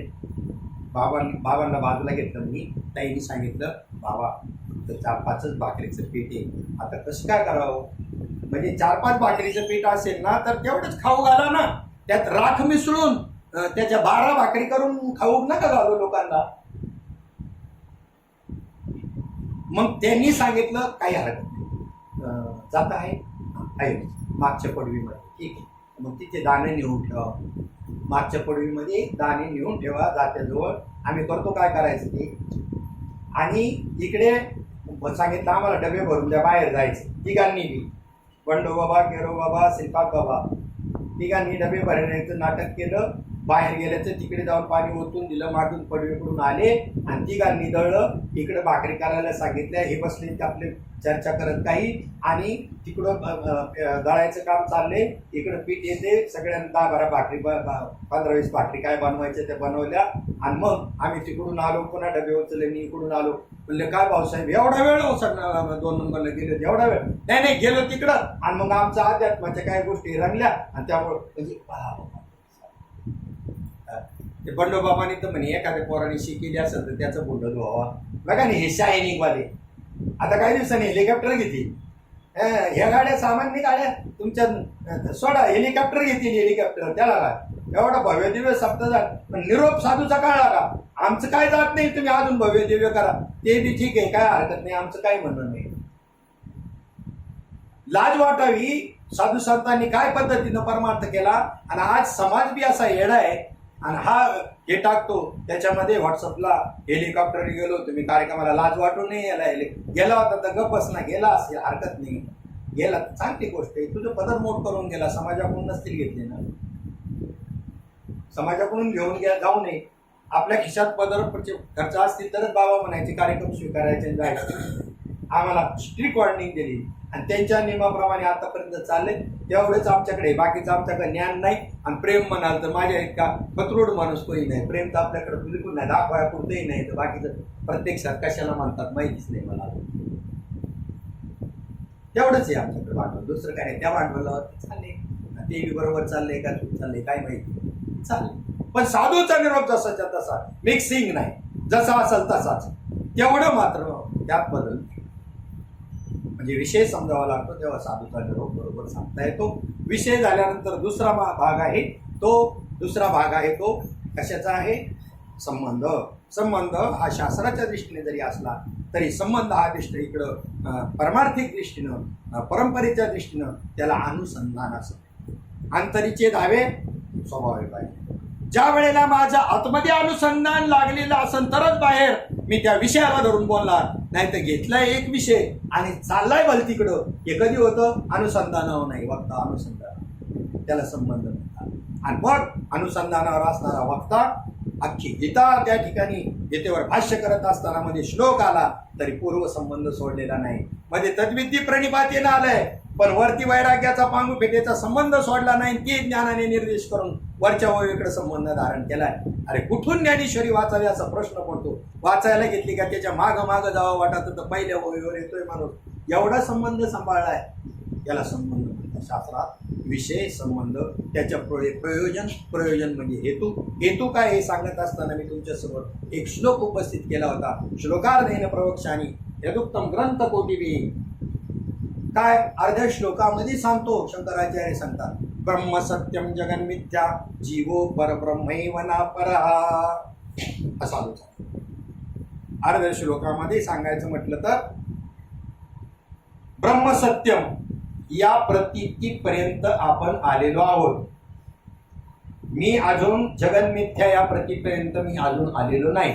तुमच्याबद्दल मला माहित नाही, तुम्ही पोहोचलेले असाल तिथपर्यंत नो प्रॉब्लेम. नाही, जगच नाही ही संतांची भाषा आहे. जगत ही तुमची आपली कल्पना आहे. सांगा, इथे एक अरण्य दाखवलेले, त्या अरण्याला अग्नी लागलेला दाखवलेला आहे. अमृतानुभवातले भाव सांगतो फक्त, आता वगैरे नाही सांगत. तिथे नदी दाखवलेली आहे. मग ती नदी आहे का कलर आहे, कागद आहे? काय जशीच्या तशी डिटेल मांडली. निसर्ग चित्र असं इकडून पाहताना नर्मदामयच आहे असं वाटत. काय गोतले त्यांनी कला कौशल्य. पण एवढं जरी असलं तरी नदी आहे का कागद, पाणी आहे का कागद आहे का कलर आहे? कलर आहे. जर पाणी असतं तर ते चित्र भिजायला पाहिजे किंवा त्या अग्नीनं चित्रही जळून जायला पाहिजे. अरण्य जळताना दिसतंय तर पडदा चित्रपटाचा पडदा जायला पाहिजे का नाही? काय अविद्येचं प्रबल्य आहे. बापरे. खेडेगावचा माणूस चित्रपट पाहायला गेला टॉकीजमध्ये आणि गेल्यानंतर तिथं आग लागलेली आहे. ते दृश्य पाहताना पळायलाच लागलं काय. आणि ते धोतरगडी होता असं माझ्यासारखा. तेव्हा यांचे सर्व सुशिक्षित कशावर निवडतो आम्ही? पॅन्ट शर्ट घातलं का सुशिक्षित, आणि असा ड्रेस घातला का एवढी हुकलेली. आम्हाला सांगावं लागतं त्यांना की हे झालेच नाही, हे यांचं युनिफॉर्म आहे ह्या वारीमधला. त्यात एक इंजिनियर आहे, डॉक्टर आहे, न्यायाधीश आहे. याच्यात तुम्ही काय ड्रेसवर जाता का? ड्रेसवर जाता का तुम्ही? काय सांगत होतो, काय विषय चाललेला आहे आपला संबंध याच्यावरती सांगताना? पडद्याचं दृश्य. आणि तेवढ्यामध्ये एक त्याला म्हणतो, हे बाबा काय झालं? काय उठा पळा. ते आग लागली, सगळं मरून जाल जळून. बस ते काय खरं आहे का? काय बाबा बी चांगलाच 12 घाटाचं पाणी पिलं होतं. तो म्हणला, मूर्खानो, मी काय तुमच्यासारखा मूर्ख नाही. आता गेले माझे पैसे फुकट, इथून पुढे कधीच पिक्चर पाहणार नाही. खोटे म्हणता ना, आणि पैसे देऊन, खरे पैसे देऊन खोटं पाहता. लाज वाटते का तुम्हाला? मला मूर्ख म्हणता. कोण मूर्ख आहे? तू मूर्ख म्हणला, तुझा बाप मूर्ख, तुझी आई मूर्ख, तुझे कुटुंब मूर्ख. त्यांना कोण छान अविद्येनं केवढं नाडलेले, नाही तीच दाखवलेली, नाही ती दाखवली. अहो, माया आणि अविद्या म्हणजे काय? केवळ आपली कल्पना, केवळ आपली. काय मग जगत आहे का तुमची कल्पना आहे? जगत आहे का तुमची कल्पना आहे? परब्रह्म आहे का? जगत आहे.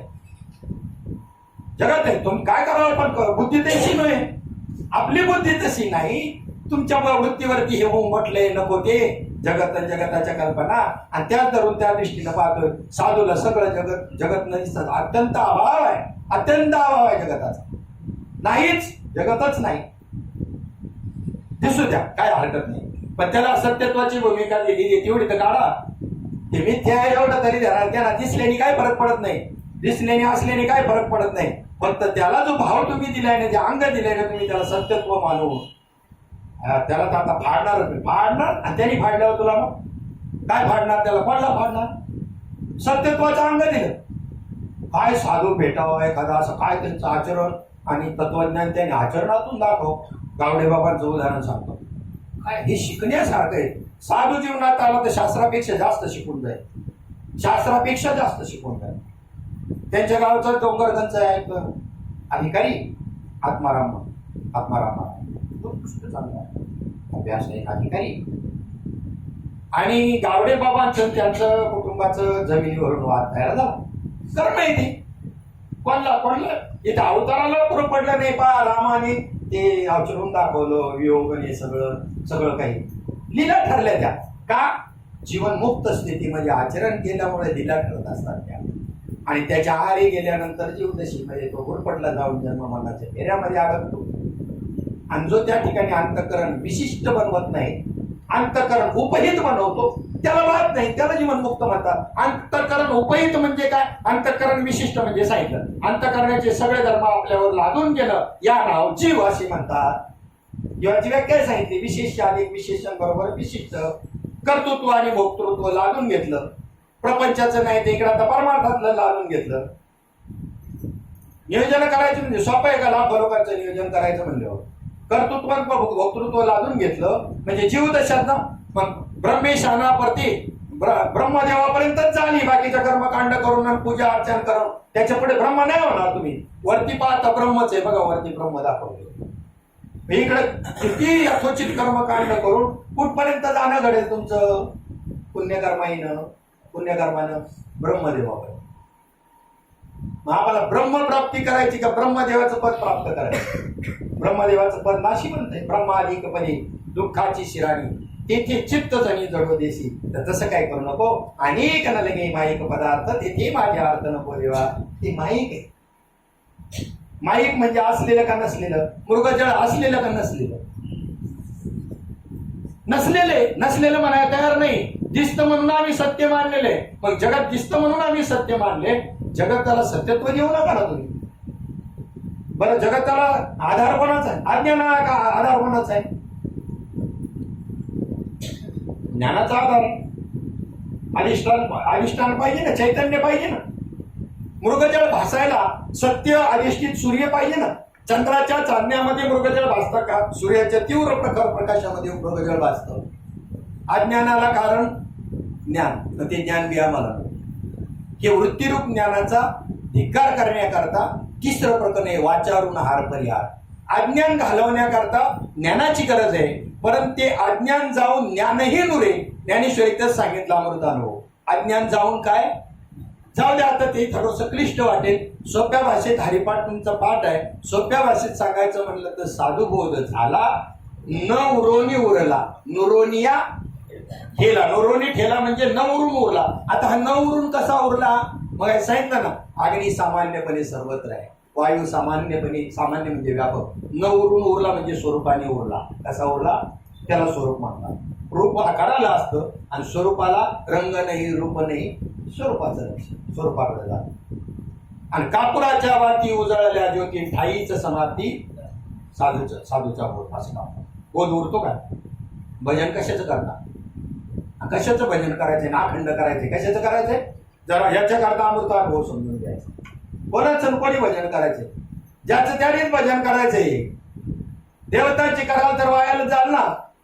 मग आता त्या त्रैविद्या माम सोमपा भूत पापा यज्ञ स्वर्गंती प्रार्थयंती ते पुण्यमासाद्य सुरेंद्र लोक मश्नंती दिव्यान विधी भोगा.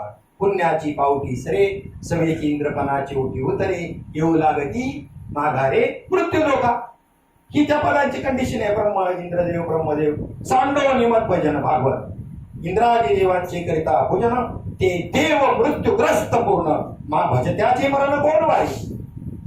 तेवढ्याच कल्पपर्यंतचा आयुष्य आहे त्यांना, पण त्यांना मरायचं एक दिवस. आपुली पूजा आपण करावी. आपुली पूजा आपण करावी ही रवर आटी खावी नाही.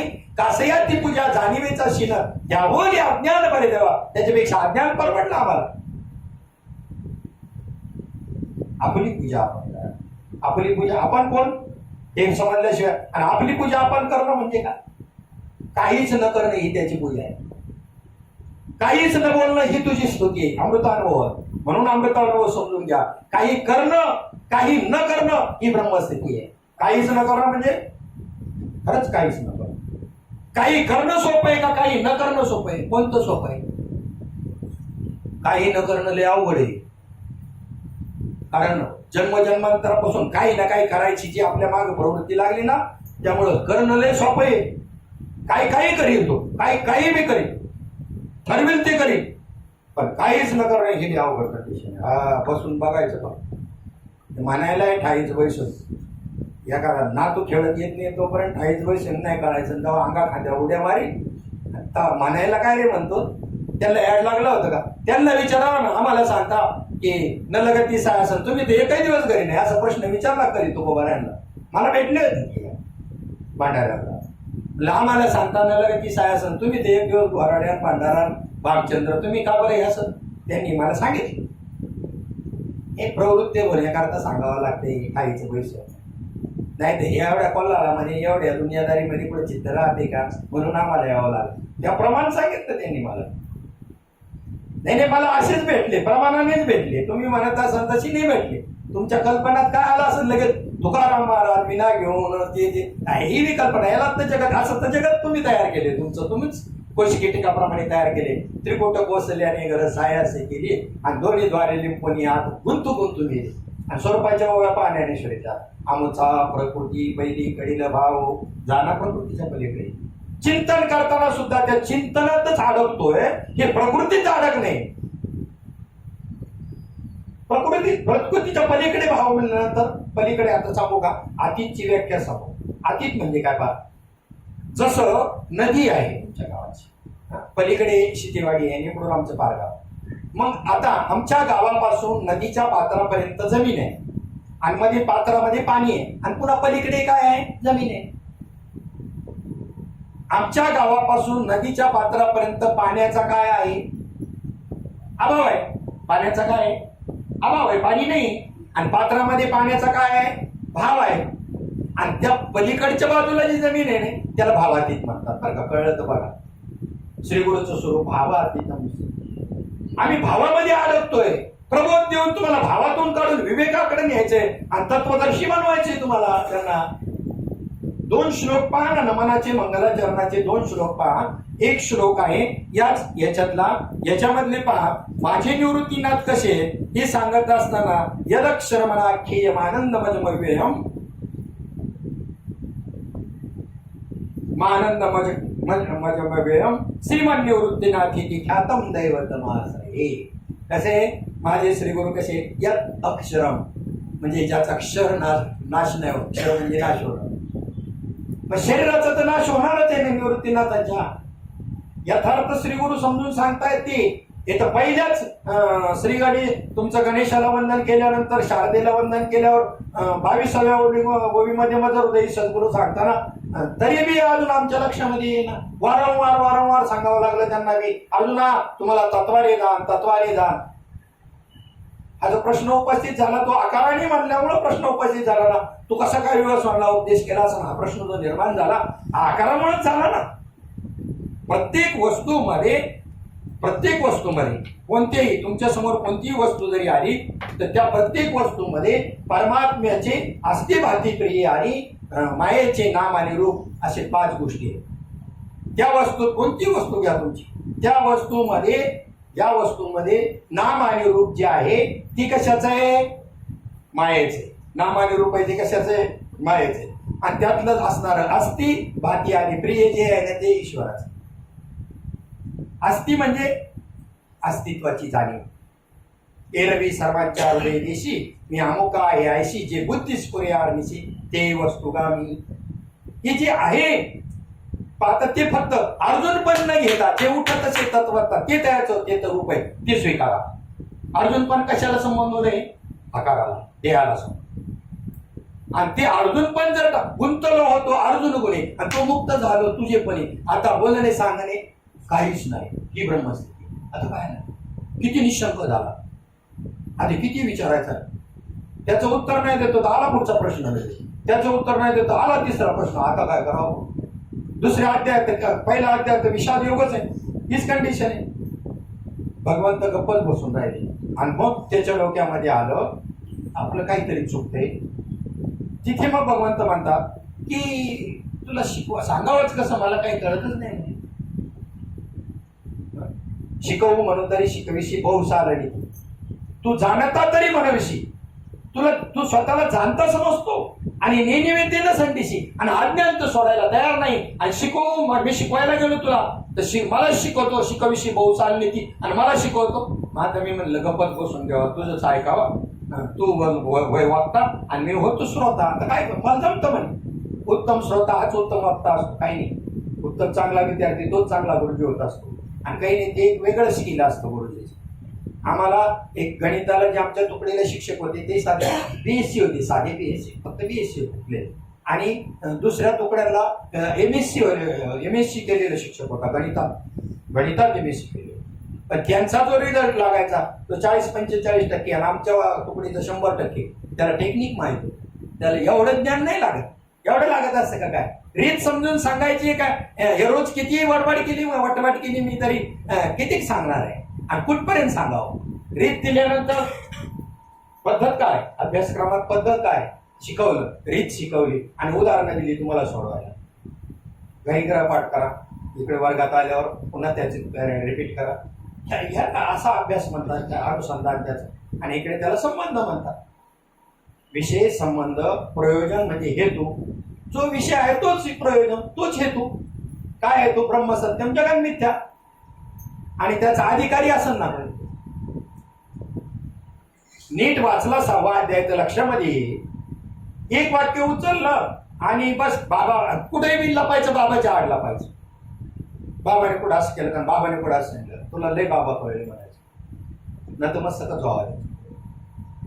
मग तुम्ही ज्यांच्या करता संपूर्ण आयुष्य ह्यांचा निरोप सांगण्यामध्ये वेचलं आणि मग ह्यांचं खोटं म्हणायचं का? एक कालगतीला अनुसरून कार्य करावं लागतं संतांना. वारंवार अवतार संतांचे का? ते आपला देव ठेवू शकण्याचं सामर्थ्य नाही का त्यांच्याकडं? मृत प्राणी ते जीवविलीन पुरुषही केले स्त्रियांचे, असं स्वतंत्र सामर्थ्य, मायाशक्ती पूर्ण ताब्यात आलेली स्वतंत्र विश्व निर्माण करण्याचं सामर्थ्य आहे. तरी सुद्धा सामान्यतः आपला देह आणि इतरांसारखा ठेवून कोणत्याही प्रकारचं वैलक्षण्य न दाखवता, अलौकिकत्व न दाखवता, हे तर साधूचं लक्षण आहे. वाचस्पतीचे निपाडे सर्वज्ञता जरी जोडे, तरी वेडी वे माझी दडे मैमी बेनो. उच्चचा डोळा देखावी, स्वकीर्ती काही नाही गावी, मी आमुकाळे सिनो आवी शेची लोका.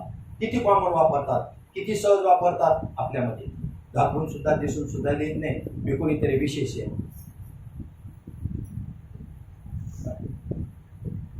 आणि मग त्यांनी म्हणायचं केस चालली कोर्टामध्ये जमिनीची, कोणाचं सांगतो? गावडे बाबा राहिलं होतं. मग आत्माराम कधी येईल आपली तारीख? आता आमच्यासारखा डॅमेज बुवा असतात तर खोटं सांगितलं असतं, 2-3 तारखा चुकवल्या का झालं ना काम. कोर्ट ऍक्शन घेईल ना तारखेला हजर नाही राहिल्यावरती. पण ते बी हे ज्यांचे शिष्य त्यांचेच ते बी शिष्य, ते का खोटे नाही बोलले. बाबा अमुक अमुक तारीख, अमुक अमुक वेळ आहे. अरे मग आत्मारामाला जायचं आपल्याला की एसटी माहिती आहे तुला, काय तिथे टाइम टेबल नाही, तुझ्या मोटरसायकल आहे, मला घेऊन जा. हा चालेल ना बाबा. बघा केस लढाया निघाले. जरा जीवनमुक्त कसा शास्त्राने कळल का? जरा आपल्या जीवनात आल्यावर कळल. चांगला ठळक कसा कळल?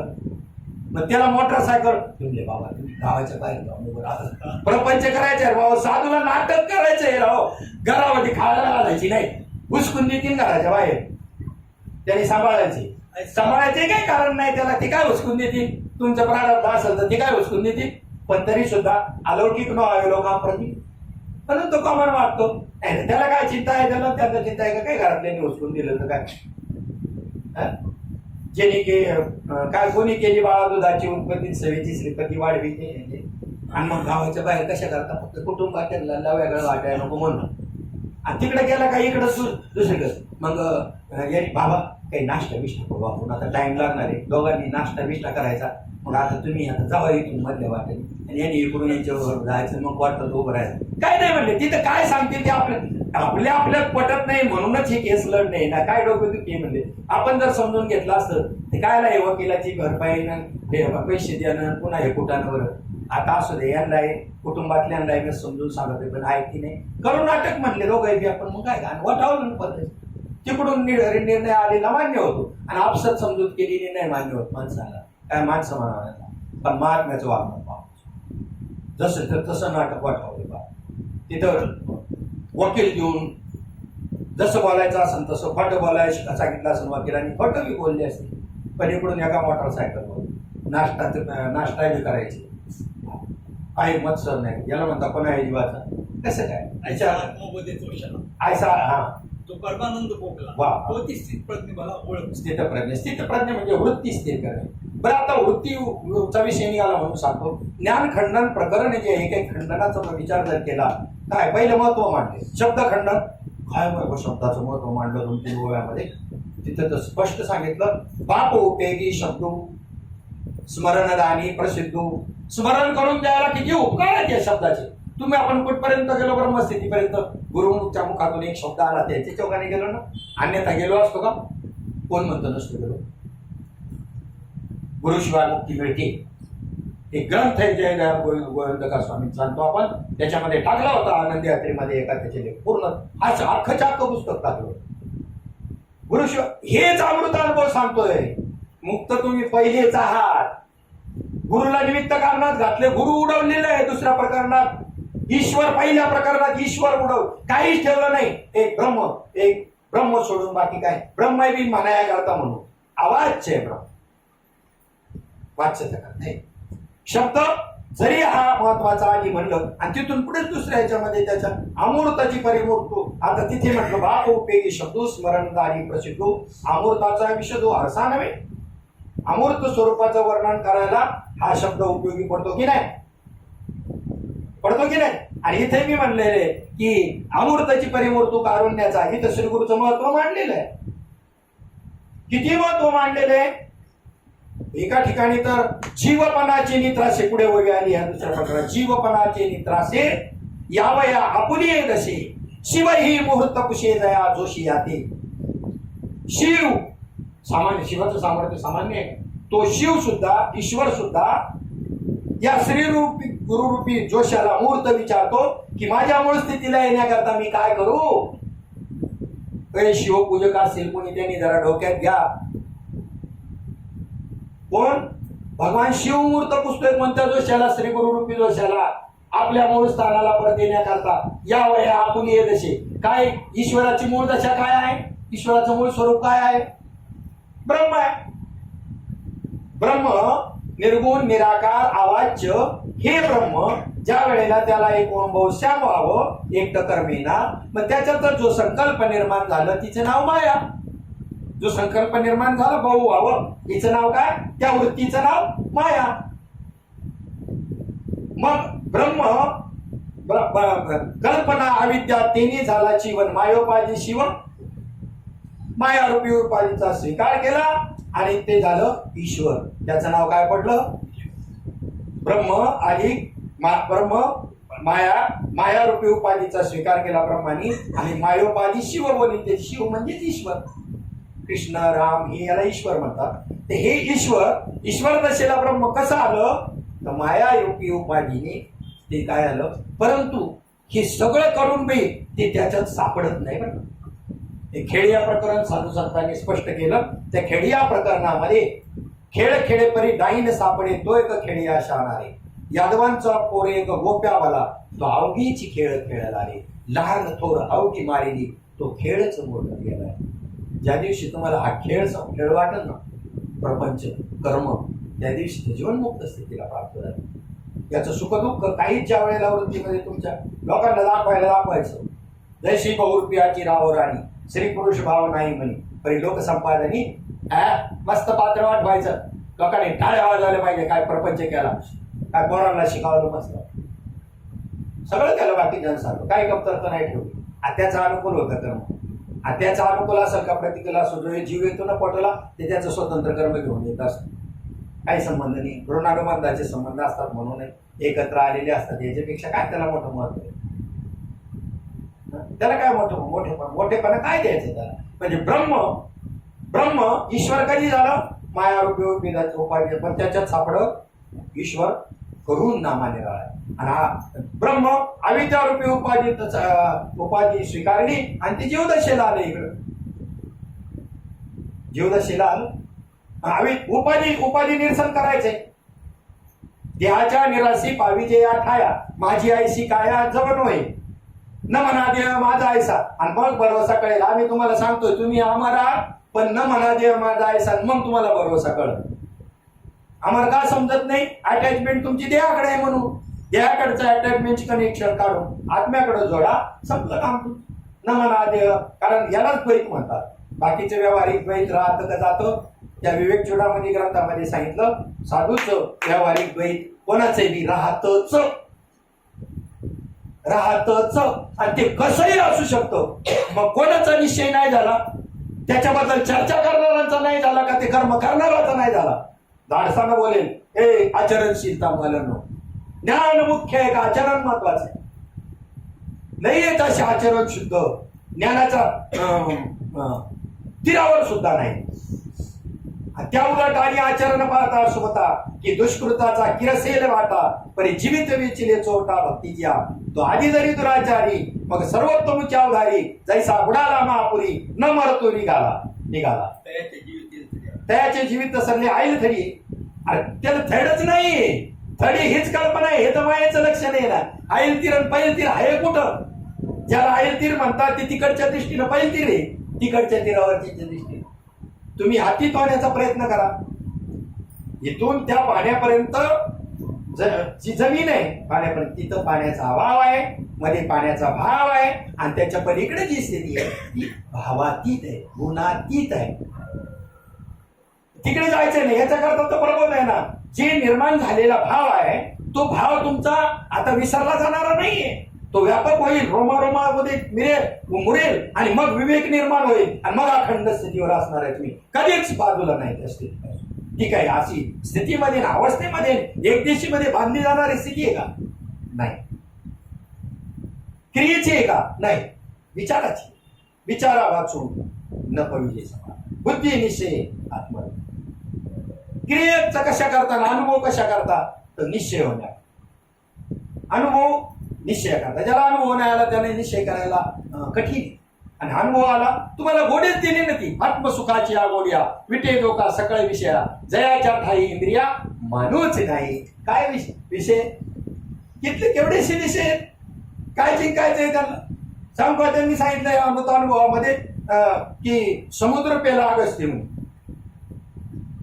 समुद्र पेला काय? समुद्र संपूर्ण आटून टाकला नाही का प्राशंकर. मृगजळाचं समुद्र पी म्हणावा बरं. तो प्यायचा आहे का समजून घ्यायचा आहे? काय मृगजळ जिथं आहे तिथं बी ते नाही तिथं तर नाहीच, पण आहे तिथं तरी कुठे आहे? ओलं होतं का तिथं? जमीन थोडीशी ती काही शिवली होती. संसार नाही म्हणून निश्चय करायचा आहे का? कसं करायचं? मिथ्यात्व म्हणजे काय? मिथ्या या शब्दाचा अर्थ खोटं असा नाही. आपण सरळ सरळ मिथ्या शब्दाचा अर्थ खोटं असं करतो, त्याला अनिर्वचनीय असं म्हणतात. स्वप्न खरं का खोटं? तर स्वप्न खरं बी नाही, खोटं बी नाही. कसं याला म्हणतात अनिर्वचन. एखाद्याला विचारलं तुमचं याच्याबद्दल, आता अजित दादांचं जे काही प्लेनचा ऍक्सिडेंट झाला त्याच्याबद्दल आपलं काय मत आहे? तर आता वादात विषय चालले आणि त्याच्यात सापडायला नको म्हणून शहाणा माणूस म्हणला नो कॉमेंट. याला काय म्हणायचं? त्यांनी काय म्हणतो तो नो कॉमेंट. याला काय म्हणायचं? आपलं चाललेल्या विषयी काय चाललंय? स्वप्न खरं का खोटं? तर स्वप्नामध्ये स्वप्न खरं, त्या स्थितीमध्ये ते खरं आहे, त्या पिरियडला खरं आहे. मग स्वप्नामध्ये तुमच्या हे सगळं सत्संग आला, हे कोण बनलं स्वप्नामध्ये? जागृतीतलं स्वप्नात काहीही जात नाही. झोपलेली असताना तुम्हाला तहान लागली स्वप्नामध्ये आणि तिथे तुमच्या उशाला हांडा भरून ठेवलेला आहे, मडकं भरून ठेवलेलं आहे. मग तो उठला, 2 ग्लास पाणी पिला, पुन्हा झोपला. त्याला नसन पान, पण शेजाऱ्यांनी तरी पाहिलं असेल. काय रात्री कशाला उठला होता? नाही जरा तहान लागली होती. कुठं? स्वप्नात. आणि पाणी कुठलं प्याला? जागृतीच्या पाण्याने स्वप्नातली तहान जाईल, स्वप्नातलंच पाणी प्यावं लागलं. स्वप्नात स्वप्न खरंय, जागृतीतलं स्वप्नात नाही उपयोगाचं, स्वप्नातलं जागृतीत उपयोगाचं नाही. लॉटरी लागली स्वप्नामध्ये मला 5 कोटीची आणि गेलो पीएच जैनवाल्याकडे. तो म्हणला मी जागृतीतला पीएच जैनवाला आहे, स्वप्नातल्या जाऊन भेटा, ते देतील तुम्हाला. स्वप्नात स्वप्न खरंय, पण स्वप्न जाग झाल्यावरती जाग कशाला म्हणतात? हे जे दणका चाललाय काकडा त्यांचा उठा जागे वारे, आता झोपलेल्याला नाही. कोणाला? जागे बाहेर आत निजेले त्यांना. कोणती? ही जी जागृती म्हणतो ना आपल्याला, ही जागृती नाही. जो अनुसंधानाशी आहे, त्या विचाराशी आत्मस्वरूपावर आहे, तो खरा जागा आहे. व्यावहारिक 3 सत्ता ज्या केल्या, प्रातिभाषिक, पारमार्थिक आणि व्यावहारिक, तशा तर पाहिलं तर 2 एकच सत्ता आहे. इथून तिथून पारमार्थिकच सत्ता आहे. परंतु ते पटत नाही, अजातवाद पटत नाही. म्हणून साधू संतांनी थोडासा विवर्तवाद स्वीकारला. रज्जू सर्पाकार भास जग. आम्हाला दिसतंय ना, तुम्ही काय असं म्हणता जग नाही? हा मग आहे बरं कारण ऐकायला प्रवृत्त केलं एवढंच, आणि नंतर त्याचं खंडनच करून टाकलं. कुठे दाखव रे जग? पण आधी स्वीकारलेला विवर्तवाद म्हणतात. रश्शीवरती सर्प भासला, हा विवर्त आहे, सर्पाचा विवर्त आहे. प्रत्यक्षात सर्प नाही आला आणि त्याला मारायला काय करावं लागेल? काही नाही, उजेडणे म्हणजे झालं. तसं फक्त स्वप्नातलं दुःख जाण्याकरता जागा होणं गरजेचं आहे. मग आता ह्याला इथे जी जागृती जी म्हटलेली आहे, याच्यामध्ये स्वप्नस्थिती जी आहे, स्वप्नामध्ये हे कोण झालं होता? स्वप्नीची विचित्र सेना मीच झालो होतो ना, मीच झालो होतो ना अर्जुना. कोण झालं होतं? स्वप्नात जे जे येतं ते कोण बनतं? मग तुमचा आत्मा स्वप्नातलं सगळं बनतो आणि जागृतीतलं कोण बनलं? त्याच्यावरून अनुमान करायचा. स्वप्न वेदांतानं काय स्वीकारलं? मिथ्या असलं तरी सत्यत्वाकडे नेण्याकरता त्या स्वप्नाचा आधार घेऊन याला सुद्धा खोटं ठरवलं. हे बी स्वप्न. आणि ज्या वेळेला हे तुम्हाला याला म्हणतात ही व्यावहारिक जागृती, आणि व्यावहारिक जागृतीला आम्ही जागृती समजतो नाही. पारमार्थिक जागृती, अनुसंधानावर सतत त्या विचारावर अधिष्ठित राहणं, याला काय म्हणतात? खरी जागृती. खरी तर एकच सत्ता आहे, परंतु त्या ठिकाणी व्यावहारिक प्रातिभाषिक दुसरी मानावी लागेल का? तर आमच्या अनुभूतीला येते. जरी मिथ्या असली तरी मृगजळाच्या अनुभूतीला येतं, पण ते मिथ्या आहे असं समजावं. त्या दृष्टिकोनातून 2च सत्ता आहे. 2 बी नाही, एकच आहे, पारमार्थिकच सत्ता आहे. पण व्यावहारिक सुद्धा प्रातिभाषिक मध्ये मोडते. ते हे शिवाचं स्वप्न आहे आणि ते जीवाचं स्वप्न आहे. दोन्ही बी स्वप्नच आहे, दोन्ही बी मिथ्याच आहे. मिथ्या शब्द म्हणजे खरं बी नाही आणि खोटंही नाही असं. असो आपला आता उपाय वन वसंतू, जो आज्ञेचा आहे व तंतू, अमूर्तची परिमूर्तू कारुण्याचा. याच्यामध्ये आता या शब्दाने पहिल्या प्रकरणाचा निर्देश केला. पहिलं ईश्वर स्तवन आहे, शिवशक्ती समावेशन पहिलं प्रकरण. कारण जगताचा संबंध समजून घेण्याकरता कोणापासून जगत झालं? तर शिवशक्तीपासून झालं, शिवशक्तीपासून झालं ईश्वर. म्हणून ब्रह्म सांगितलं, ब्रह्म सापेक्ष ईश्वर सांगितला, ब्रह्म सापेक्ष जीव सांगितला. आणि तुमच्या देहामध्ये जे आलं ते कुटस्थ चैतन्य त्याला म्हणतात. आणि कुटस्थाचं अंतःकरणात पडलेल्या प्रतिबिंबाला जीवदशा असं म्हणतात, त्याला चिदाभास असं म्हणतात. म्हणजे आरशामध्ये तुम्ही ज्या वेळेला आपलं प्रतिबिंब पाहता त्यावेळेला तुम्ही गंध इकडे लावता का आरशाला लावता? म्हणजे ते खोटं आहे हे तुम्हाला माहिती आहे, म्हणून गंध लावताना इकडे लावतात आरशामध्ये. मग आता हे जे प्रतिबिंब आहे, हे जे चिदाभास आहे, ते सहजच मिथ्या ठरते ना. कुटस्थाचं अंतःकरणात पडलेलं प्रतिबिंब म्हणजे चिदाभास आणि जीवदशा आहे. मग कुटस्थ जे आहे, ह्या कुटस्थाचं ब्रह्मचैतन्याशी ऐक्य आहे. याला लक्षांशाने ऐक्य म्हणतात, वाचांशाने नाही. वाचांशाने भिन्नत्व जरी असलं तरी कुटस्थ चैतन्याचं ब्रह्मचैतन्याशी ऐक्य आहे. ते उपाधित असूनही उपाधित कुटस्थ सापडत नाही आत्मा. आणि जे ब्रह्मचैतन्य ते तर व्यापक आहे, हे व्यापक आहे तेवढंच. पण उपाधी भेदाने संकुचित मानतो आपण, तसं तर जीवच सिद्ध होत नाही. तुका म्हणे किव कोठे जीव निराळा, पण जरी धरला तरी इथून कुटस्थापर्यंत जावं. कुटस्थाचं पडलेले ते प्रतिबिंब आहे आणि कुटस्थाचं ब्रह्मचैतन्याचं ऐक्य आहे. हा जो भेद आहे हा उपाधी भेद आहे. त्या उपाधी भेदाचं निरसन करायचं आहे.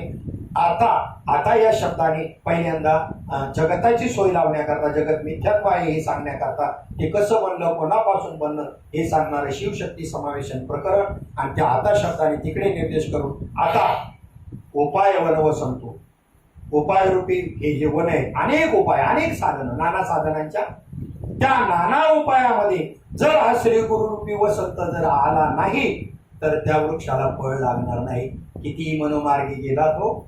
आता उपाय वन वसंतू, जो आज्ञेचा आहे म्हणजे मंगळसूत्र, कोणाचं ब्रह्मविद्येचं मंगळसूत्र आहे, ब्रह्मविद्या त्यांच्या पायाशी लोळते, तो म्हणे ते तर आहे मा बोलू ज्ञानेश्वरी होई आलेली म्हणून आज्ञेचा आहे होतं ते, याच्या नावाने मंगळसूत्र ब्रह्मविद्येने घातले श्री गुरुच्या नावाने, आज्ञेचा आहे होतं तू. आणि अमूर्त आहे, त्याचं स्वरूप कसं आहे, त्या श्री गुरुचं अमूर्त आहे, परंतु जीवाच्या करुणेपोटी अमूर्ताची पडी मूर्त कारुण्य दशेला त्याला अमूर्त स्वरूप आलं आणि कारुण्यापोटी त्यांनी हे मूर्त रूप धारण केलं तुमच्या आपल्याकरता.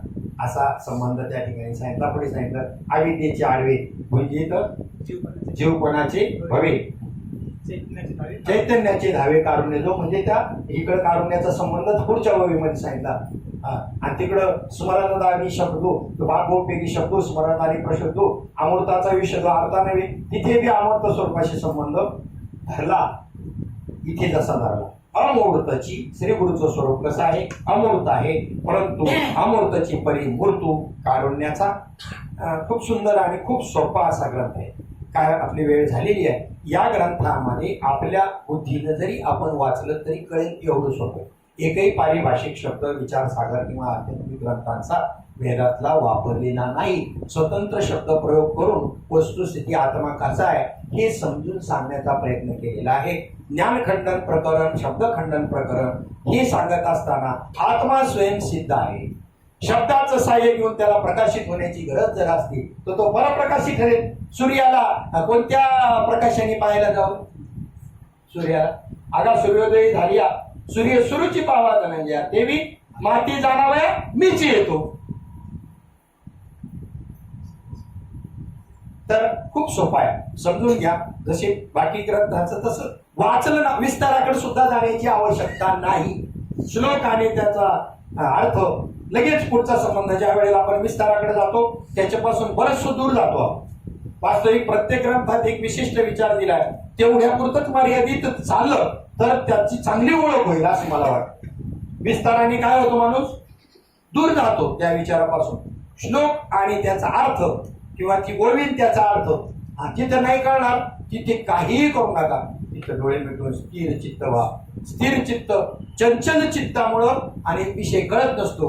वृत्ती शुद्ध आणि स्थिर झाली की तुमच्या बुद्धीमध्ये त्याचाच प्रकाश पडून विवेक तयार होतो, तुम्हाला ती गोष्ट समजू लागते. म्हणून मजरुदयी सद्गुरु कुंडली वरदे हरी विठ्ठल श्री ज्ञानदेव तुकाराम माऊली ज्ञानेश्वर महाराज सद्गुरुनाथ भगवान की जय. विठ्ठल विठ्ठल कुंडली वरदा हरी विठ्ठल श्री ज्ञानदेव तुकाराम माऊली ज्ञानेश्वर महाराज की जय. सद्गुरुनाथ भगवान की जय. आता विश्वात्मके देवे येणे भाग्यज्ञ तोषावे, तोषोनी मज द्यावे पसाय दाने. जे खळांची व्यंकटी सांडो, दया सत्कर्मी रती वाढो. भूता परस्परे कडो मैत्र जीवांचे, दुरितांचे निमिर दाहो. विश्वस्वधर्म सूर्य पाहो, जो जे वांचिर तो ते लाहो. प्राणी जात वर्षच सकळ मंगळी, ईश्वर निष्ठांची मांदियाळी. अनवर्त भूमंडळी भेटतो तया होता. चला कल्पतो श्रेयाव, शेती मना चिंतामणीचे गाव.